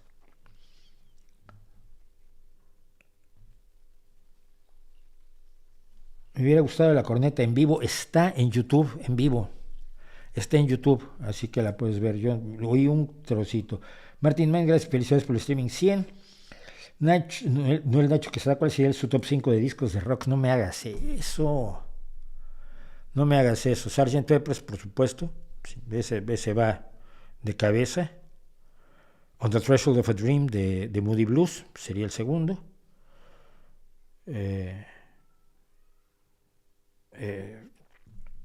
In the Hall of the Crimson King de King Crimson van 3. Probablemente el de The Old Rocker de Jethro Tull y el concierto para grupo y orquesta de Deep Purple. Y una vez diciendo esto me doy cuenta que me faltó Queen, y me doy cuenta que me faltó un montón de gente de primerísimo nivel, y me doy cuenta que me faltó Jimi Hendrix, me doy cuenta que me faltó Janis Joplin, y por eso no hay un top 5. Porque en ese top 5 habría que meter unos 50 discos que yo considero esenciales. De ellos estaría el Cheap Thrills de Janis Joplin, por supuesto. Así que, gracias a 13 Rastamal por su super sticker. Gracias a Manuel Trujillo, gracias a Eduardo Ochoa. Roger Waters fue declarado persona non grata en Polonia. Parece que solo ve Russia Today y Sputnik News, más que eso. Él va a Russia Today a hablar. Y los rusos están encantados con él. Si supieran cómo nos quieren evaluar a los investigadores, básicamente quieren reducir la plantilla de investigadores en el Sistema Nacional de Investigadores. Sí, se ha reducido el presupuesto de ciencia en México, como sabíamos que iba a ocurrir, y la reducción va a perjudicar a los investigadores. Hay que acordarse que ya se le quitaron los apoyos a los investigadores que trabajan en universidades privadas, por el delito de trabajar en universidades privadas o en instituciones privadas. Es un nivel de discriminación que creo yo que es de carácter anticonstitucional, qué sé yo. Gracias a Avispa Ojo por su super chat. Y vamos a esto que tenía yo pendiente también. Ya que estamos hablando de la ultraderecha, vamos a hablar de las elecciones en Brasil y el problema de la antidemocracia. Yo me quedé muy sorprendido el otro día cuando Last Week Tonight de John Oliver, que me parece uno de los programas que hay que ver en la vida todas las semanas, dedicó la parte fundamental de su programa al problema de las elecciones en Brasil. Y me reveló cosas que además yo no sabía, siendo que es un programa estadounidense conducido por un inglés recién nacionalizado estadounidense, que es John Oliver. Pero la historia es la siguiente. Su preocupación no es que vaya a ganar Lula, porque va a ganar Lula. De hecho, si tenía yo aquí las últimas, estas son de ayer, el 26 de septiembre, la diferencia es de 17 puntos entre Luis Ignacio Lula da Silva, del Partido del Trabajo, y Jair Bolsonaro, que es el que tiene 31. Todos los demás están viviendo en el sótano, 6, 5 y 4%. Mucha gente no entiende lo siguiente con Lula. Lula fue atacado por actos de corrupción que no cometió. Y muchos actos de corrupción que cometieron los que trabajaban con él y a los que Lula no les prestó la atención debida para evitar que se corrompieran. Les pasa mucho a los grandes líderes de la izquierda a la hora que tienen que armar un gabinete, echan mano de lo que hay, y a veces lo que hay, pues es lo que hay. Y luego tienes que responder por lo que hicieron aquellos que en principio, si lo hubieras pensado 2 veces, no los habrías metido allí. Pero no tenías otras personas a quien meter, muy probablemente. Como fuera.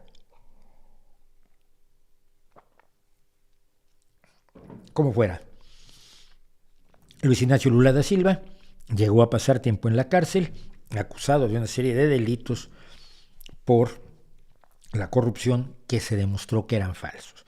Y entonces puede volver a competir por la presidencia con antecedentes penales totalmente limpios.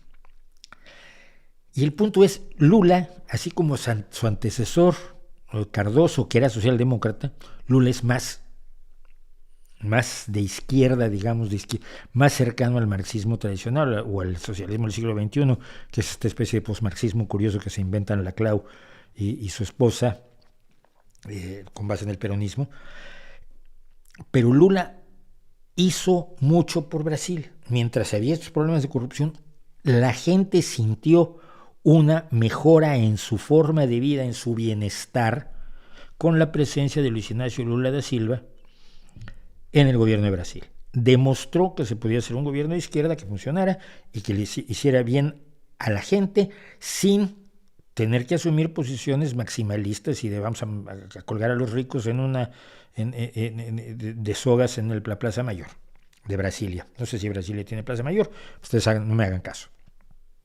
Entonces, Luis Ignacio Lula da Silva va a ganar las elecciones. La gente lo quiere de regreso como su presidente y la democracia es así. El problema que se señala es que Jair Bolsonaro ha decidido asumir la posición de Donald Trump. Es una posición que ya intentó manejar aquí Isabel López Ayuso en las elecciones en Madrid. Y es, si no gano, hubo fraude. Y si hubo fraude, voy a lanzar a mi gente a la calle. De hecho, ahora que se ha hablado de meter a Trump a la cárcel porque tiene más procesos legales en su contra de los que jamás ha tenido él y toda su familia. De hecho, la fiscal del estado de Nueva York le ha puesto una demanda exigiendo que se le prohíba a la familia Trump hacer negocios en Nueva York durante un número determinado de años, y además que pague $250 millones por haber hecho este tipo de trampas que habitualmente hace Trump, decir que un piso suyo que valía $40 millones valía en realidad 400 para que le prestaran mucho dinero y luego no les pagaba a los bancos, etcétera, etcétera. No es novedad, así siempre ha hecho Trump. Trump no es el millonario que dice, el millonario que dice ser, es un tipo que vive de las chapuzas, de los engaños. Bueno, y Donald Trump ha dicho, si lo meten a la cárcel, que la gente va a salir a la calle. Él no está amenazando con violencia, pero está advirtiendo que la gente va a salir a la calle. Y Bolsonaro está amenazando con que la gente va a salir a la calle si dentro de 4 días no gana las elecciones en primera vuelta. Porque en Brasil hay 2 vueltas, es decir, si nadie obtiene el 50% más 1 de los votos, los 2 candidatos con más votos pasan a una segunda vuelta que se llevará a cabo, si mal no recuerdo, el 3 de octubre.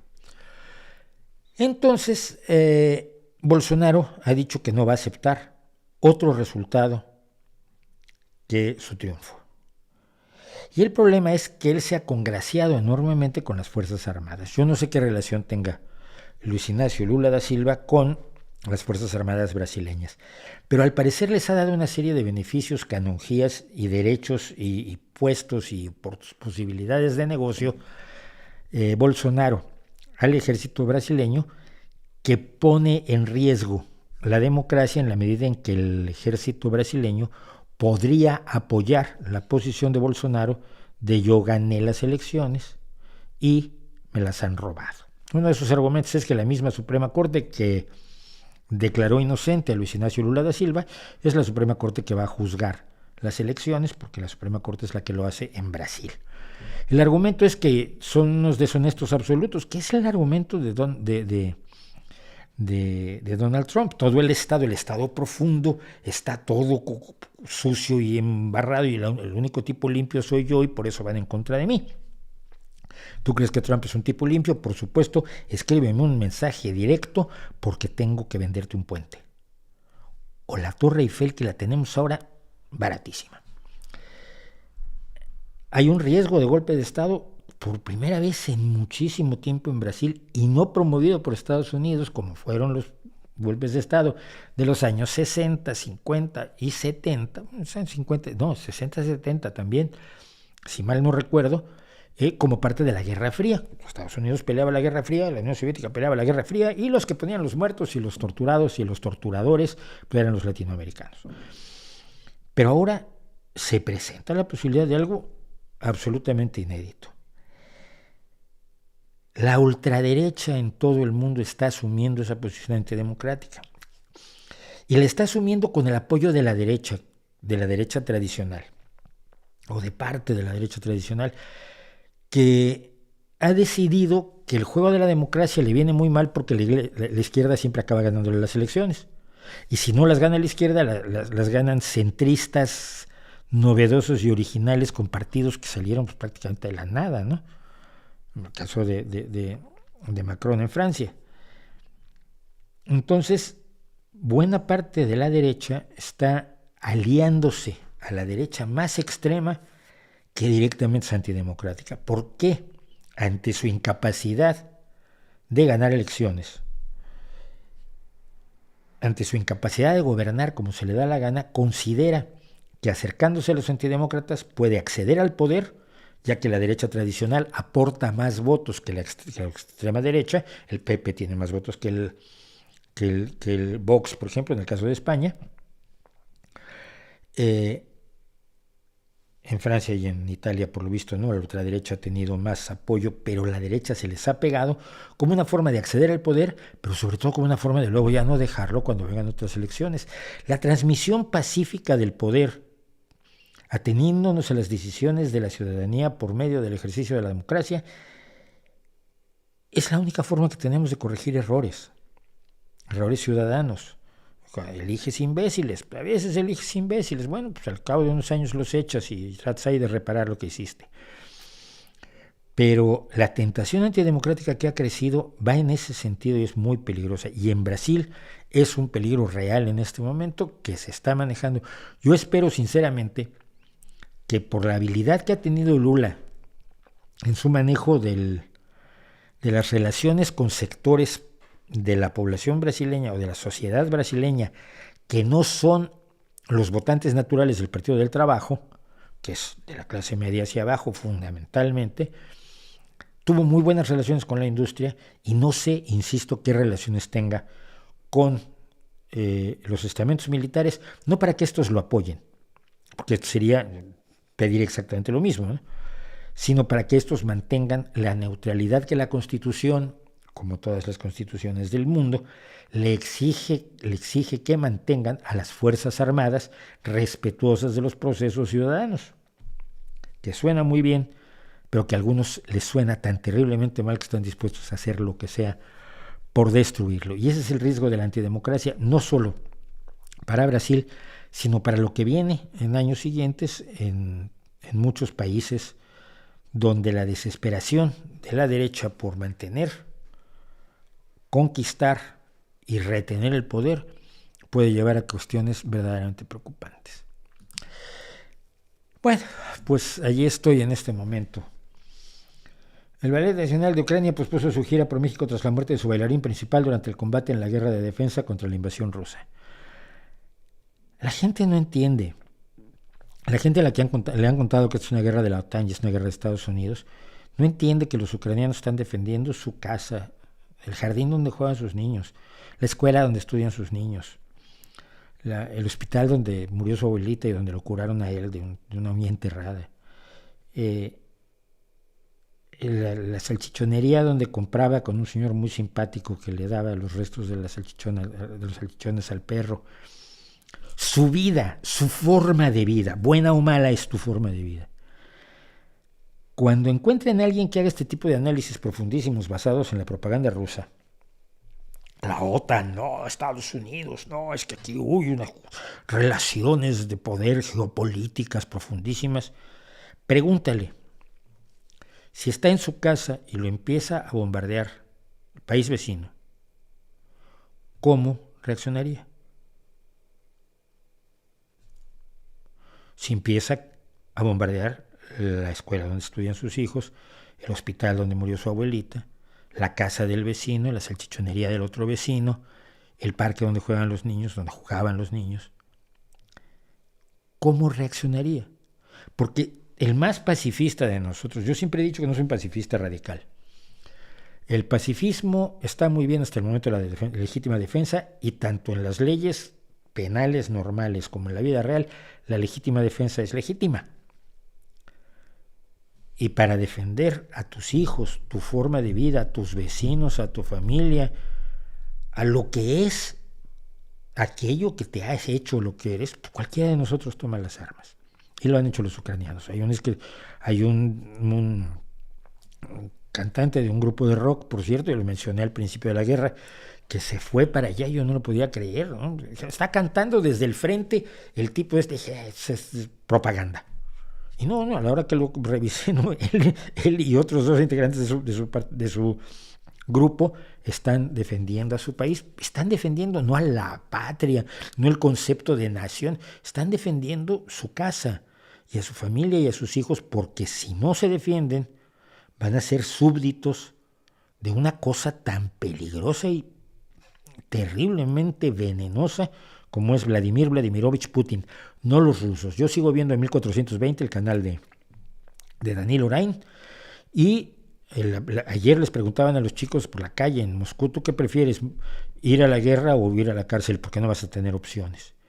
Y bueno, las respuestas eran, salvo uno que va a la guerra encantado de la vida, eran de, pues yo no quiero ni lo uno ni lo otro, a ver, no quiero matar a nadie, ni quiero que me maten, pero tampoco quiero pasar 10 años en la cárcel, que es la opción para los que no quieran asumir la movilización de Putin. Y yo espero que Daniel no regrese pronto a Moscú, porque probablemente va a tener problemas graves allí. Y solo había uno de ellos que, por cierto, decía, yo mañana me voy para Uzbekistán y ahí los dejo. La huida monstruosa de miles de personas. Solo tenía algo aquí sobre eso. No es otra cosa. La huida de miles y miles de personas a Finlandia, Georgia, Uzbekistán, a Kazajstán, hablan abiertamente de que no cuenta con el apoyo popular con el que dice que cuenta Putin, con el que dicen personas como Jordan Peterson o otros que cuenta, no hay tal. Y pues, es tremendo, pero cualquiera de nosotros defendería lo suyo así, es normal, es completamente normal. Gracias a Harls 081 158 por los 100.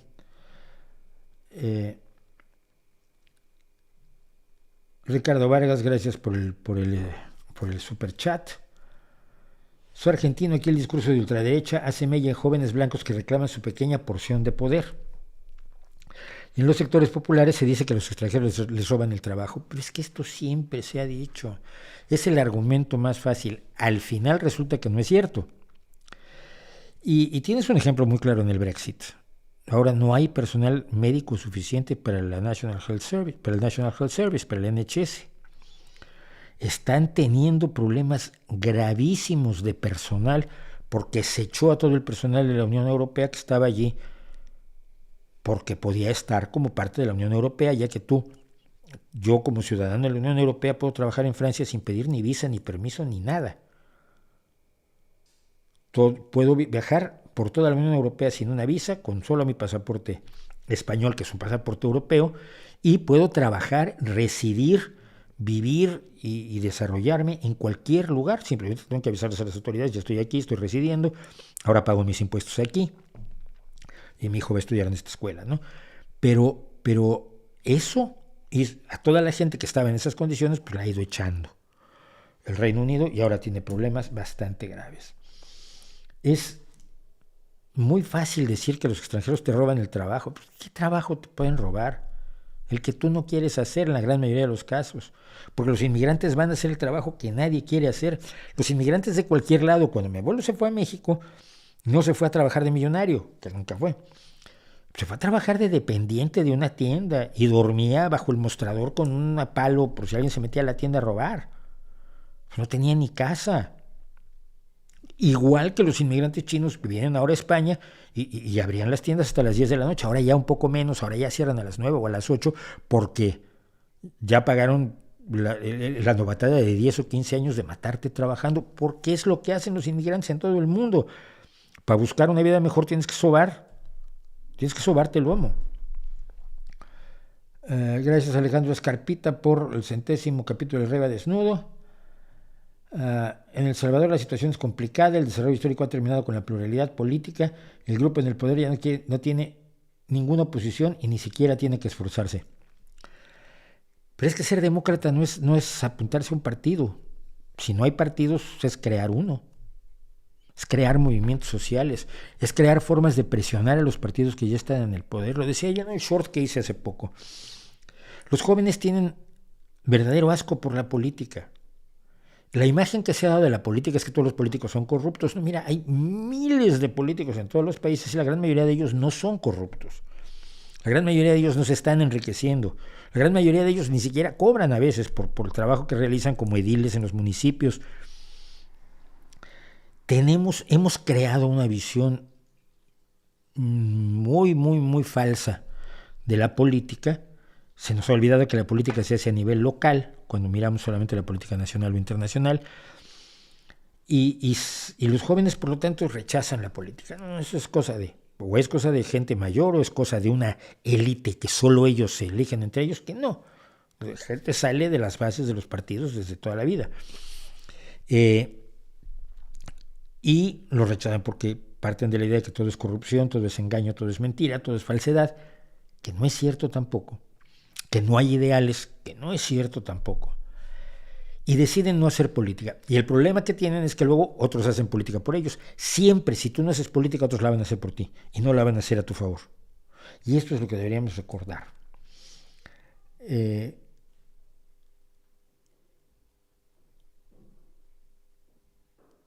Felicidades por el 100 en streaming. Carla Sala Zambrano, muchas gracias. Recuerdo un pseudoactivista contra el racismo en México que dijo que el mestizaje era racista. Hágame el favor. Hostia, lo que me da origen a mí es racista. Madre mía. Socialismo del siglo XXI es solo un término peyorativo de la derecha latinoamericana. El socialismo del siglo XXI es lo que se plantea el Foro de Sao Paulo, Efectivamente, es una forma de socialismo que pretende ser postmarxista, pero pues leninismo recauchutado al fin y al cabo.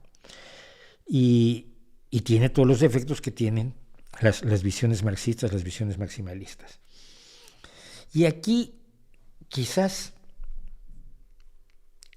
vale la pena hacer una puntualización importante.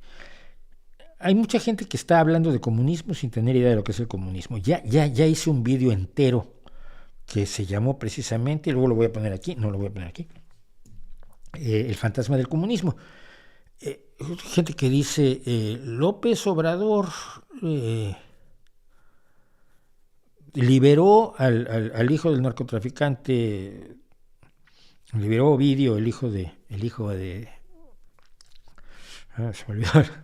se me olvidó el nombre del criminal este. Y eso es comunismo. No, mira, el comunismo es otra cosa. El comunismo en realidad son dos cosas distintas. Uno es un sistema económico en el cual el Estado es el dueño de todos los bienes, de todos los medios de producción, y controla el 100% de la economía y pretende planificar el 100% de la economía, y no funciona.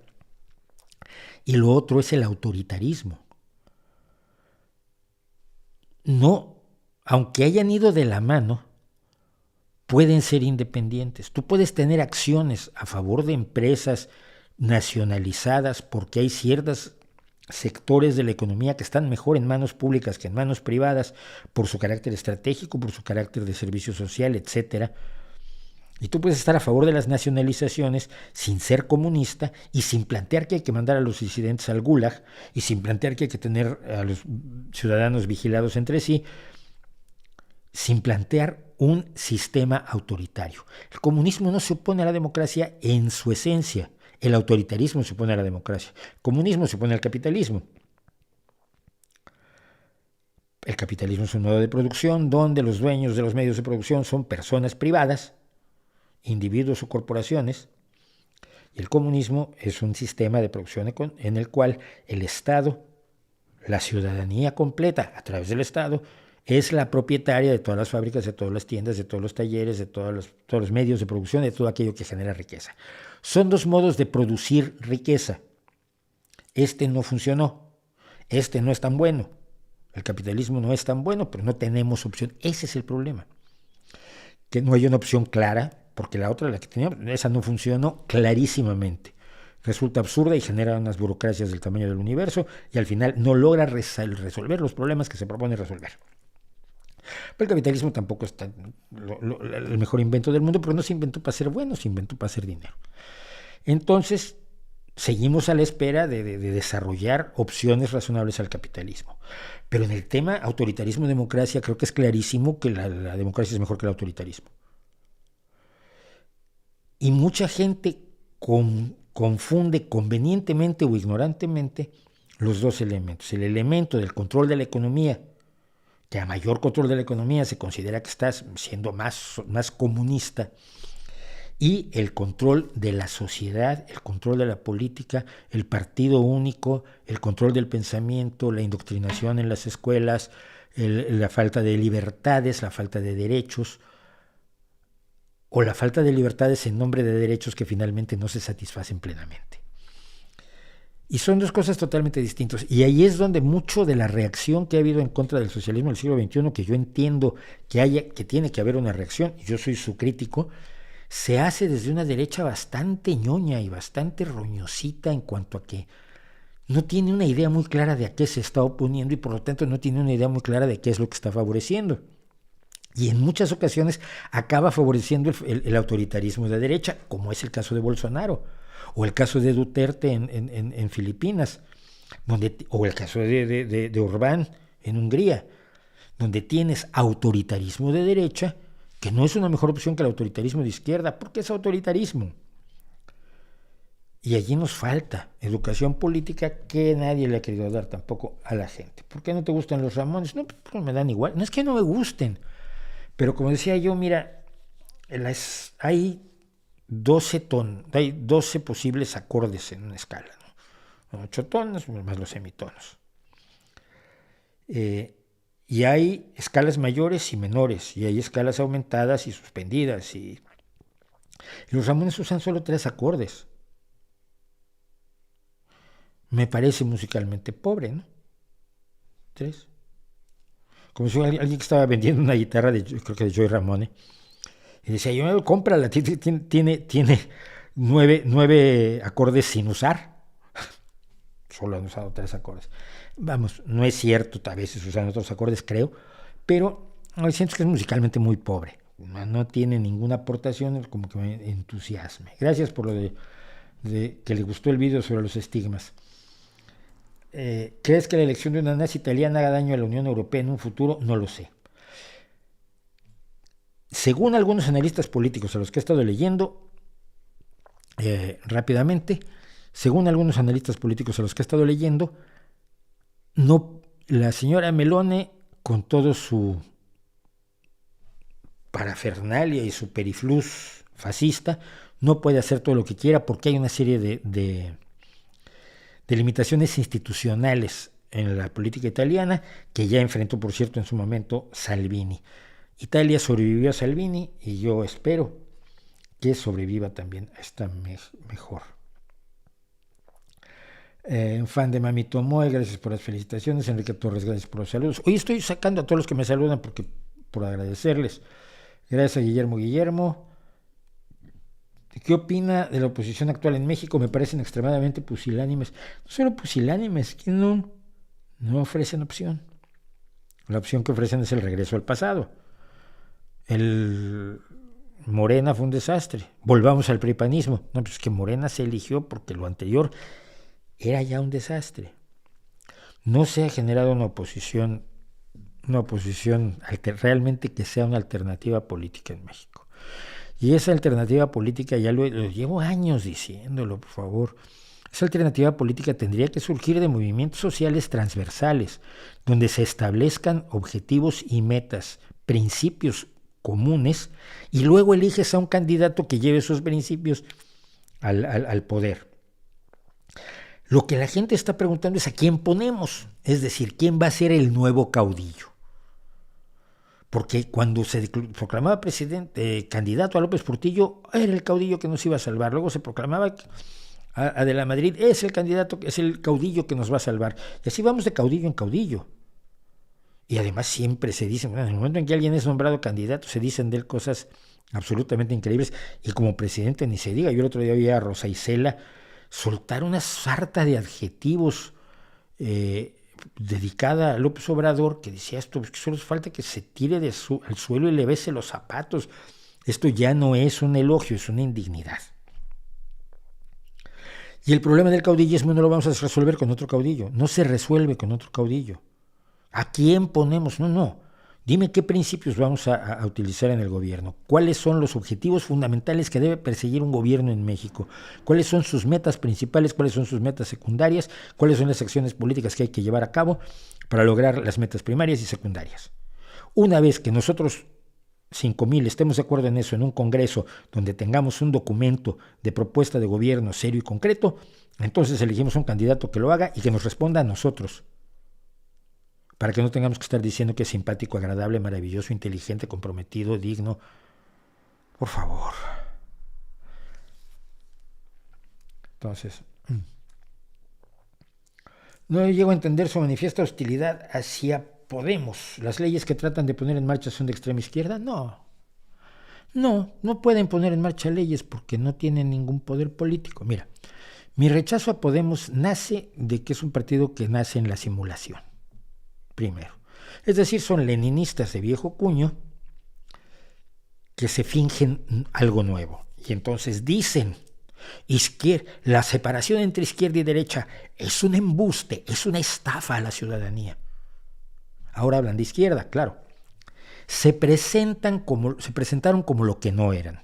Esto lo expresaba muy claramente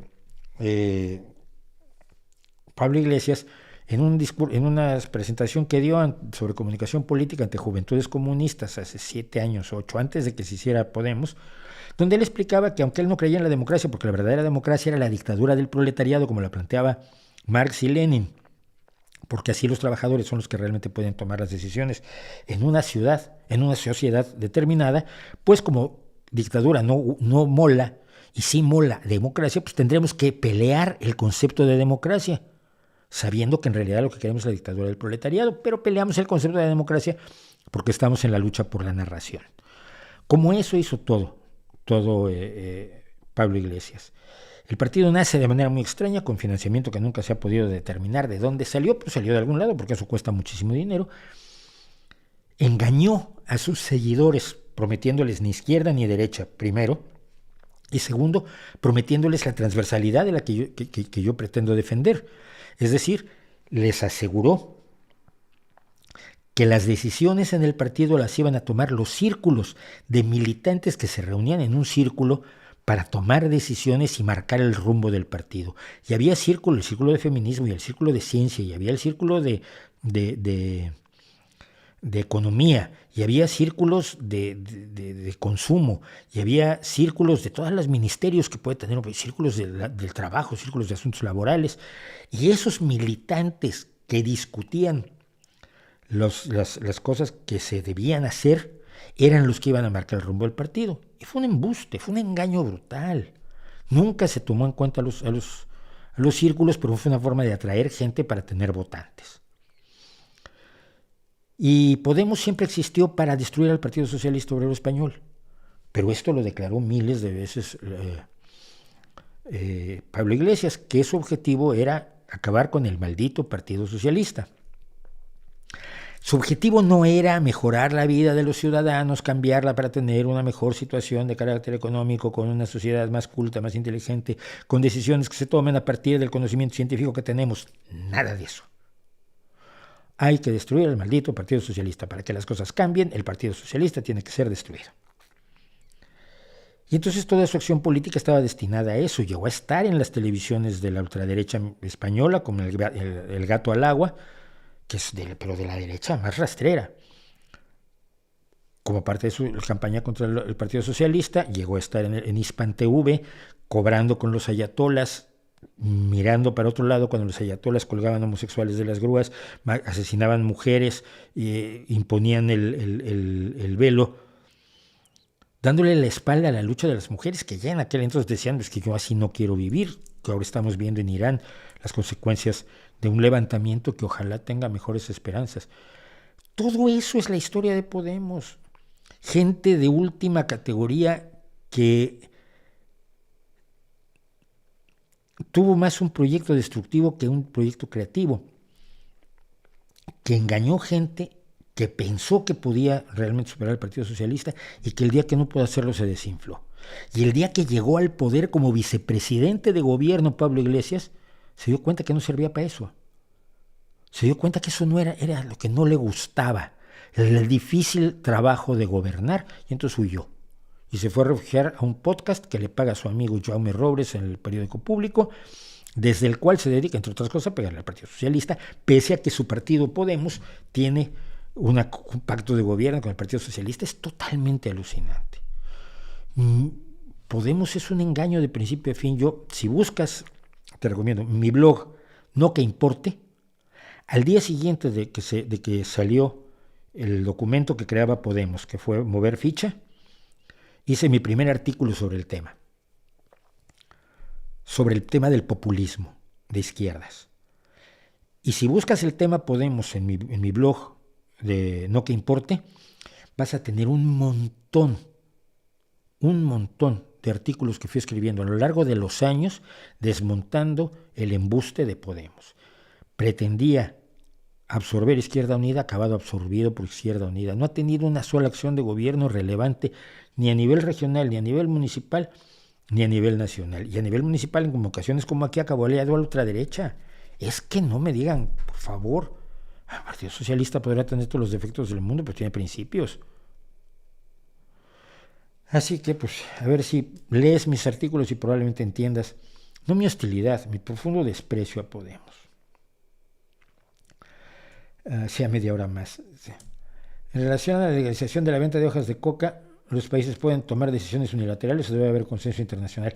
Debería haber un consenso internacional, pero puede empezar con acciones unilaterales. Cualquier país puede despenalizar la droga. Por ejemplo, lo hizo Portugal y le ha ido muy bien. Lo hizo Holanda en un momento dado y le ha ido muy bien. Despenalizar la droga es la única forma de quitarle todo el poder económico que acumula día a día la delincuencia dedicada al negocio de la droga. Y todo lo que se ha hecho en contra del narcotráfico no le ha quitado su dosis a un solo adicto.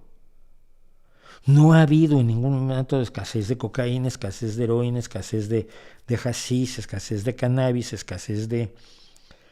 No hay escasez. ¿Por qué? Porque los carteles saben que tienen que producir el doble de lo que necesitan para dejar que les atrapen la mitad de su producción y la otra mitad les rezarse de todas las pérdidas. Es jugar un juego perdido, como se descubrió que era jugar un juego perdido contra los vendedores de alcohol en el prohibicionismo de Estados Unidos en la década de 1920 y 1930. Es hacerse tonto. Toda la guerra en contra de las drogas no ha dado ni un solo resultado bueno y finalmente lo que ha hecho es construir enormes imperios con cantidades increíbles de poder, de dinero, de armas y de influencia. Hombre, ¿sabes lo que es la locura? Insistir en lo mismo esperando que dé resultados diferentes. Las políticas en contra de las drogas que se han seguido son absolutamente de locura. ¿Qué opinas de la misandria? ¿Realmente existe? Sí, hay gente que odia a los hombres, hay misoginia, hay gente que odia a las mujeres, pero quizás no siempre. No he leído eso.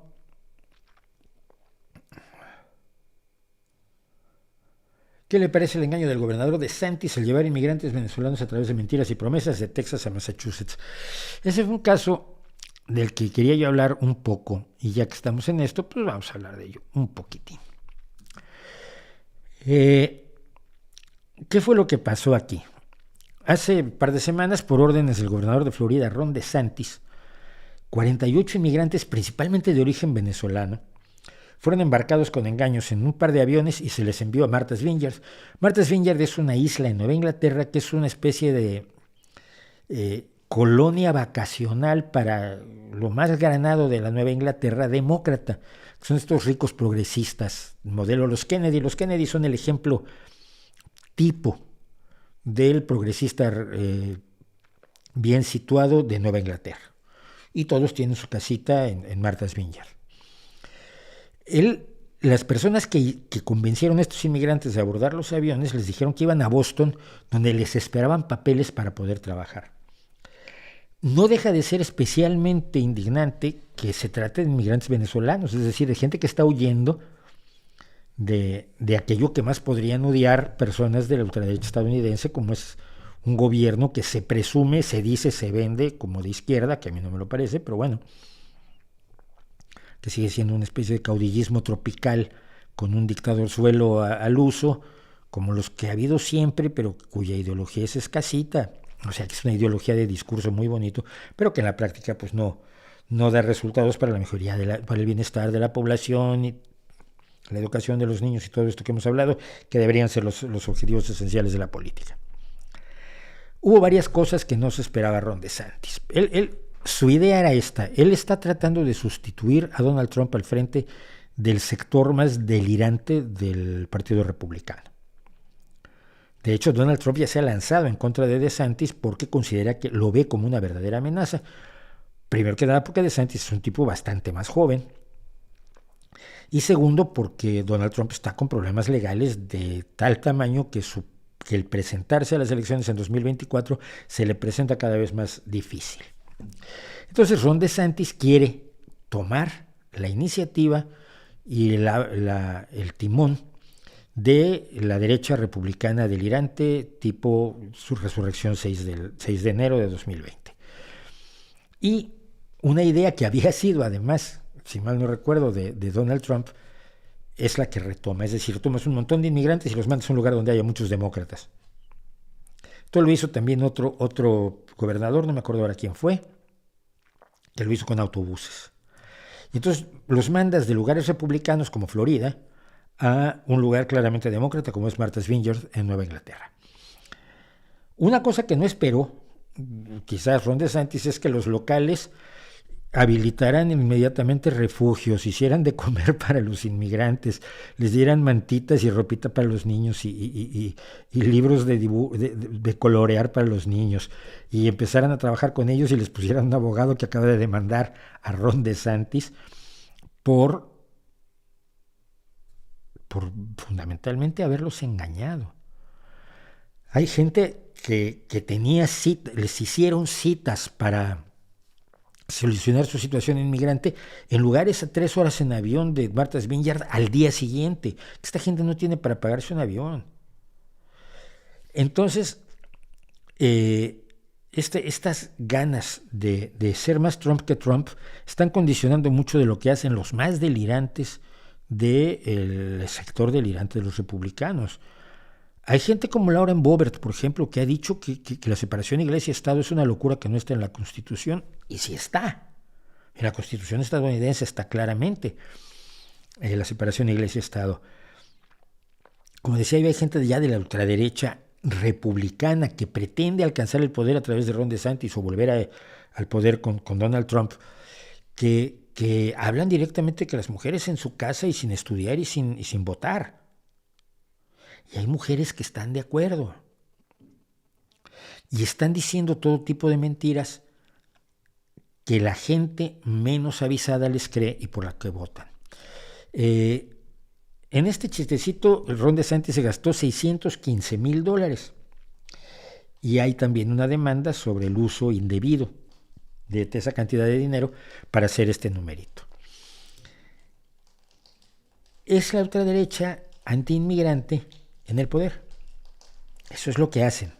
Hemos hablado de Italia, hemos hablado de Brasil, hemos hablado de los riesgos de la ultraderecha en España, que yo los veo cada vez más desbrujulados, sobre todo porque ahora una de sus grandes líderes, Macarena Olona, pero ellos son un grupo de antiinmigrantes, que una es de origen cubano, la otra es argentina y el otro era de algún país africano, no me acuerdo de cuál.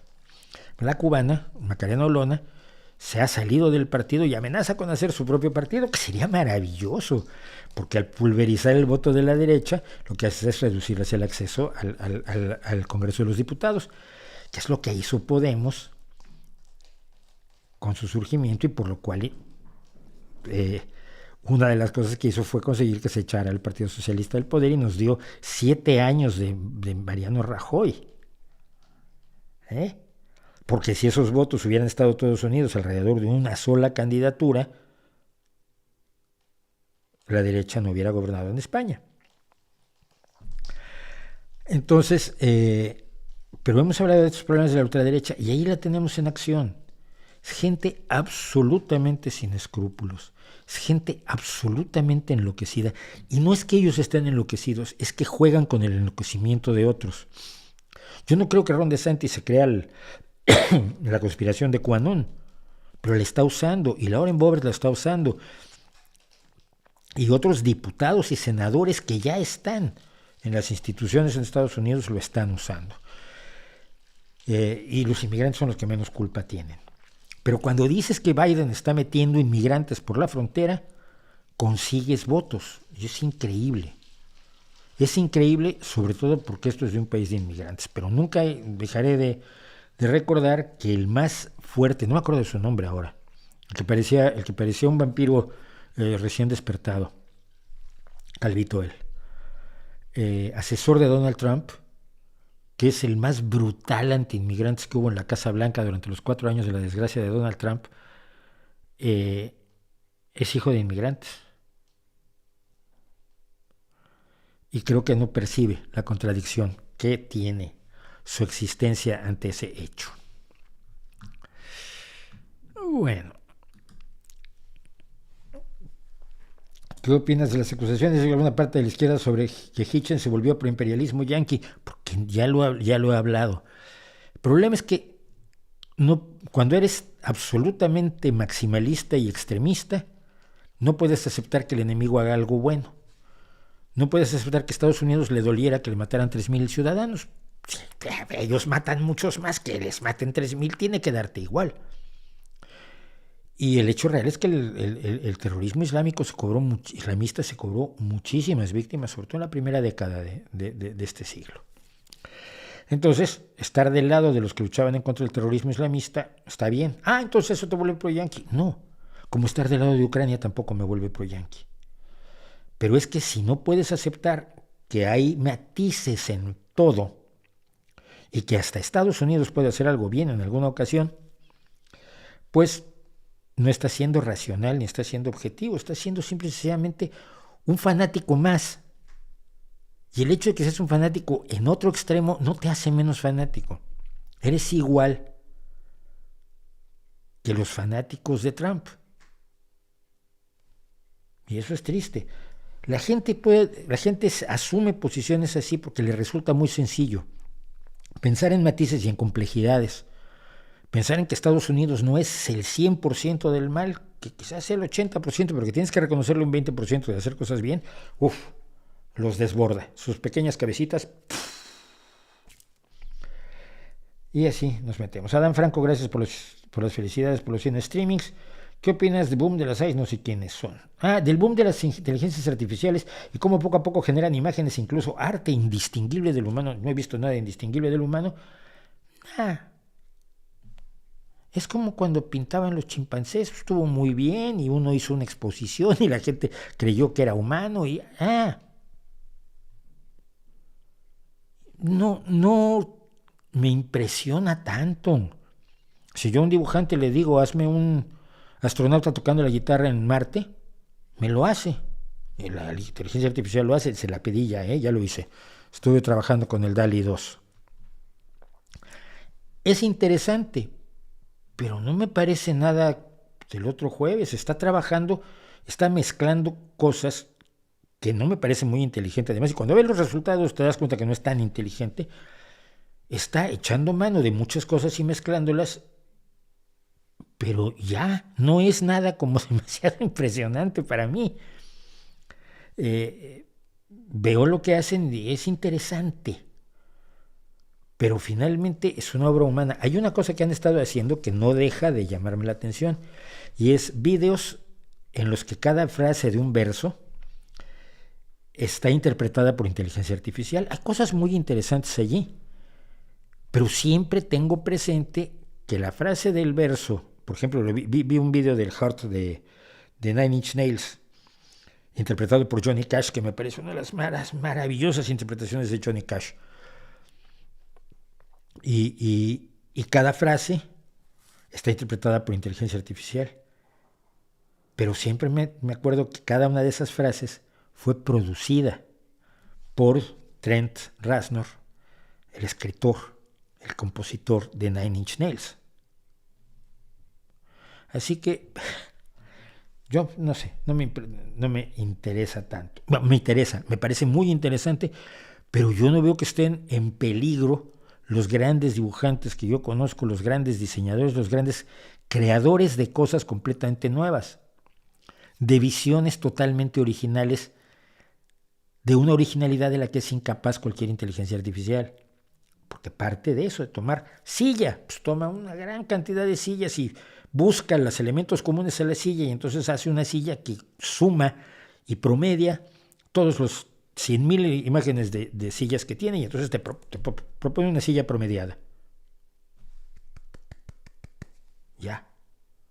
No me da para más. ¿Ok?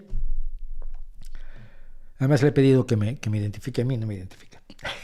Se supone que echando mano de internet. Bueno, no vamos a cambiar nuestra definición de arte. No tenemos ni siquiera una definición de arte. Tenemos un consenso más o menos de lo que es el arte, pero no tenemos una definición. ¿Cuál es el nombre y banda del tema musical de la cortina? Nunca me acuerdo. A ver. O es Sea of Sand, o es Cheating Juárez, o es Highway Girl. Son las tres opciones que tengo. Es que lo saco gracias a su apoyo en Patreon, Yo pago una suscripción mensual a un servicio que se llama Artlist, que es música libre de derechos. Entonces yo puedo bajar la música que necesito para los vídeos temáticos de los miércoles y para cosas como las cortinillas de aquí. Yo las descargo y las uso porque son hechas por compositores e intérpretes especialmente para ser comercializadas a través del sistema de libres de derechos. Entonces no me acuerdo cuál es cuál, lo siento. ¿Has leído el cómic de Los Invisibles? No.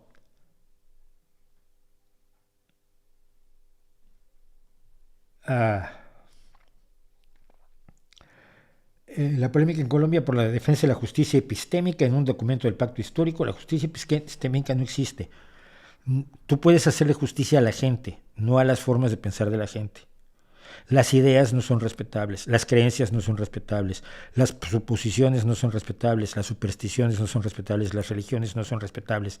Se le hace justicia a la gente, se le hace justicia a las necesidades de la gente, se le hace justicia a los deseos de la gente, se le hace justicia a las legítimas reclamaciones de la gente, pero no a su episteme. No le haces justicia a nadie exaltando la superstición. Es una visión totalmente postmoderna y va a hacer muchísimo daño porque la veo presente en toda América Latina y va a hacer muchísimo daño, de verdad. ¿Qué opinas de Rosana Kramer? He visto poco de ella, no tengo una opinión formada. Sin duda, profe, su apellido es de origen, no sé qué ibas a decir, de origen húngaro, no, es de origen polaco, mi padre adoptivo es polaco. No es mi padre y no tengo un origen polaco, ni soy judío askenazi como era él, porque genéticamente no tengo ninguna componente, pero así es. Roal Torres, muchísimas gracias por el superchat. Felicidades por los primeros streamings. Es más fácil creer en cosas mágicas que en cosas objetivas. Pues sí, sobre todo porque las cosas objetivas son complicadas. Déjenme ver qué otra cosa tenía yo de las que quería hablar el día de hoy. Sí, esto, reacciones a los sismos en México. Vamos a acabar con esto, yo creo, pero es que la semana pasada yo reclamé con cierta airadez de mi parte que la mayoría de los científicos mexicanos pues habían hecho un lado, mientras los tarados que dominan los medios se lanzaron a hablar de la ley de la atracción y de que no era posible una coincidencia tan grande. Y pues era. Entonces, pues me pareció muy mal. Yo evidentemente no tengo las herramientas para hablar de matemáticas, pero sí puedo hablar de lo que sé, de la razón y la lógica y demás. Entonces, algunos de ustedes saben que yo soy muy amigo de Luis Mochant, fuimos compañeros del bachillerato, imagínense ustedes, o sea que a estas alturas tenemos 50 años de conocernos, 51 años de conocernos, madre mía. Pero cuando éramos jovencitos y andábamos por ahí arreglando el mundo, nos hicimos amigos. Luis Mochant es uno de los más destacados científicos en México, un físico de primera línea, con todos los premios imaginables, con todos los reconocimientos que hay. Es una de las personas más brillantes que he conocido en mi vida, no me voy a cansar de repetirlo, lo dije desde que lo conocí, porque era demoledor.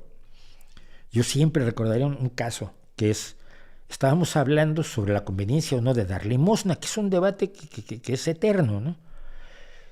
Y los 4 que veníamos en el auto de Luis, porque íbamos a comer a su casa, porque su mamá nos daba de comer con una enorme frecuencia, le encantaba tenernos ahí la señora, ¿no? Y tenían suficiente dinero para mantener vagos, y los 4 que veníamos en el auto nos habíamos puesto de acuerdo en algo.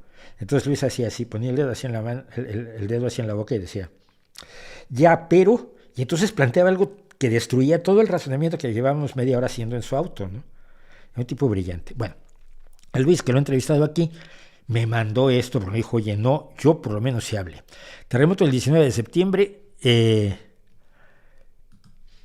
sorprendente sí, insólito no.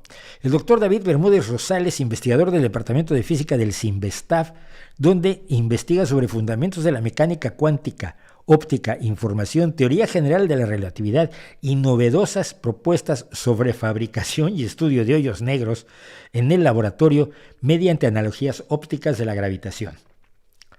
Yo tampoco sé qué es eso, pero suena heavy. Pues el doctor David Bermúdez, junto con Wolf Ruiz Mochán, que es investigador titular del Instituto de Ciencias Físicas de la UNAM, donde investiga sobre física de superficies, propiedades ópticas de la materia y espectroscopías ópticas lineales y no lineales. Entre otras distinciones, es Premio Universidad Nacional, Premio Nacional de Divulgación de la Ciencia y miembro de la Academia de Ciencias de Morelos. Ambos hicieron esto que se llama Terremoto el 19 de septiembre, sorprendente sí, insólito no. Que voy a poner el enlace, ahora que edite yo este streaming, voy a poner el enlace a la publicación. Recuerdo que me la mandó Luis en un PDF, le dije, ¿yo qué hago con ella? Me gustaría difundirla, pero no sé cómo hacerlo, ahí está publicado aquí. Pero empieza con una cosa que me parece de lo más fantástica.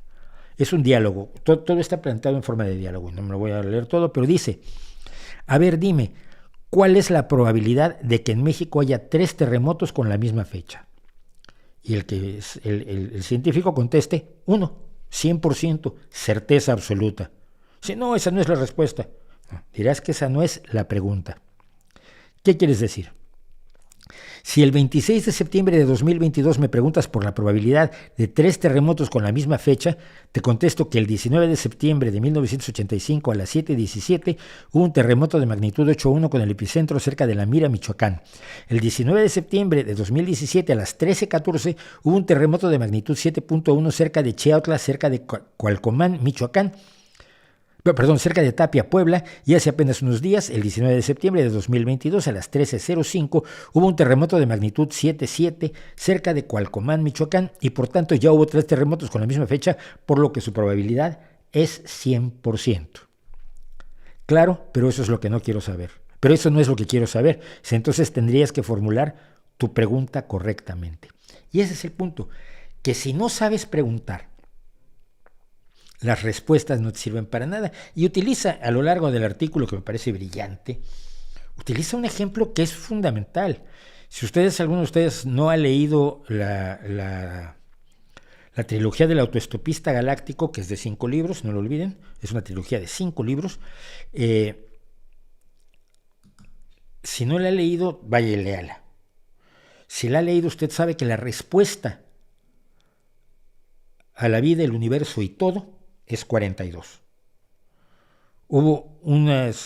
Se hizo una computadora, un ordenador súper gigantesco compuesto por todas las mentes de planetas para conseguir la respuesta, y esa es la respuesta, 42.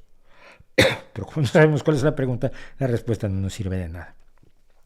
Lean este artículo, me parece brillante, me parece que explica clarísimamente cómo se ha hecho líos la gente con este asunto del sismo, de los 3 sismos del 19 de septiembre de 1985, madre mía, que se me tocó a mí de manera terrible, y luego los 2 siguientes. Así que con eso y un poquito de menos de nada, los dejo, nos volvimos a quedar sin poeta. Esto es increíble, de veras, bueno. Dice que Marvin Harris desmonta también el oscurantismo de Kuhn y Feyerabend vende en 2 grandes libros, El materialismo cultural y El desarrollo de la teoría antropológica. Bueno, ¿le gusta la música de los Jaivas? No demasiado, pero sí los he oído. ¿Es Sadhguru otro Osho? Sí. El otro, es que no sabía yo nada de Sadhguru. Me han dicho tanto de Sadhguru que el otro día oí algo que él estaba diciendo sobre el cambio climático. Es tan increíble que la gente confunda eso con sabiduría que yo me quedé helado. No era sobre el cambio climático, ahora sobre la guerra de Ucrania. No sé, es que las patanterías que tartajea son igualmente aplicables a una cosa que a otra. Es un truco muy bien desarrollado que tienen a lo largo de toda su historia los guruses indostanos. Gracias, Julián Fernando Ruiz Roa. Qué bueno que encontró Alejandro RZ su curso de guitarra, que hablábamos de ello. Muchas mujeres no les gustan temas de conflicto, otras son conservadoras, Carolina dice. Otras son conservadoras hasta más no poder y otro grupo solo ve farándula o te dicen que no tienen tiempo. Vale, pero hay muchas como tú, avísales, recomiéndame, diles que aquí estamos. Yo casi todas las semanas por mi parte le envío tu programa a unas cuantas amigas. Bueno, entonces sí, me recomiendas. Muchas gracias, Carolina. Y dan la misma respuesta, no he tenido tiempo y en esto llevo casi un año. Oye, muchas gracias, de verdad. Rocío Sánchez, gracias por el superchat. César Ibarra, gracias por el superchat. Y con esto termino. Yo tengo que sacar al perro y acostar al niño. ¿Nos puedes recomendar una lista de reproducción en Spotify? Busca las mías. Tengo una de punk celta que es magnífica. El punk celta es lo que más oigo, sobre todo cuando trabajo, porque me acelera. Tocas temas que al común de las mujeres no les interesan, no, y al común de los hombres tampoco, pero yo quiero llegar a la gente que no es común. Entonces no quiero llegar al común de las mujeres, quiero llegar a tantas mujeres poco comunes como hombres poco comunes, porque seguramente los hay.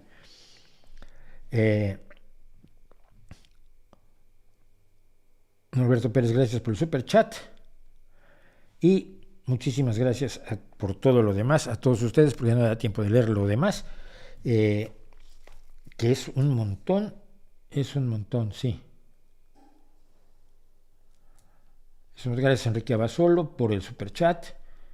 Y terminamos. Bueno, esto se acabó porque todas las cosas en la vida se acaban, incluso uno, pero tarda más a veces de lo que algunos quisieran que uno tardara. Muchísimas gracias por estar conmigo, brothercitas y sistercitos. Nos vemos la próxima semana. Nos vemos el miércoles en el temático. Nos vemos el jueves aquí en el streaming.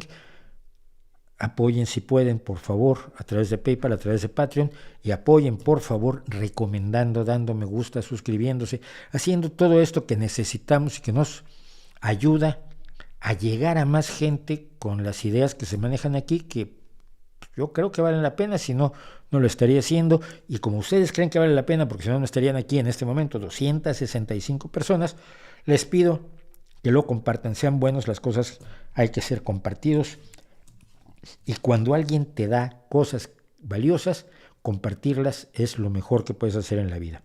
Una última cosa, porque tengo que decirlo. Murió uno de mis más queridos maestros de música, que después fue un gran amigo y alguien con quien hablé muchísimo de música, Antero Chávez, percusionista de la Filarmónica de la UNAM, director de la Filarmónica de la UNAM, persona queridísima por toda la gente que tuvo relación con él. Mi queridísimo Antero acaba de morir, me dolió, pero hasta el alma, y desde aquí un recordatorio a ese hombre que cuando fue nuestro profesor de música, cuando teníamos 17 años y Luis Mochán y yo estábamos allí, en vez de ponernos música clásica nos puso un disco de Pink Floyd y nos hizo analizar musicalmente a Pink Floyd y nos abrió un universo que no conocíamos porque habíamos tenido maestros que te enseñaban música clásica y luego nos íbamos a casa y oíamos rock. Y Antero Chávez fue el punto de unión entre las dos cosas, uno de los hombres más enamorados de la música que yo he conocido, y todo mi cariño al viejo Antero. Nos vemos aquí la próxima semana.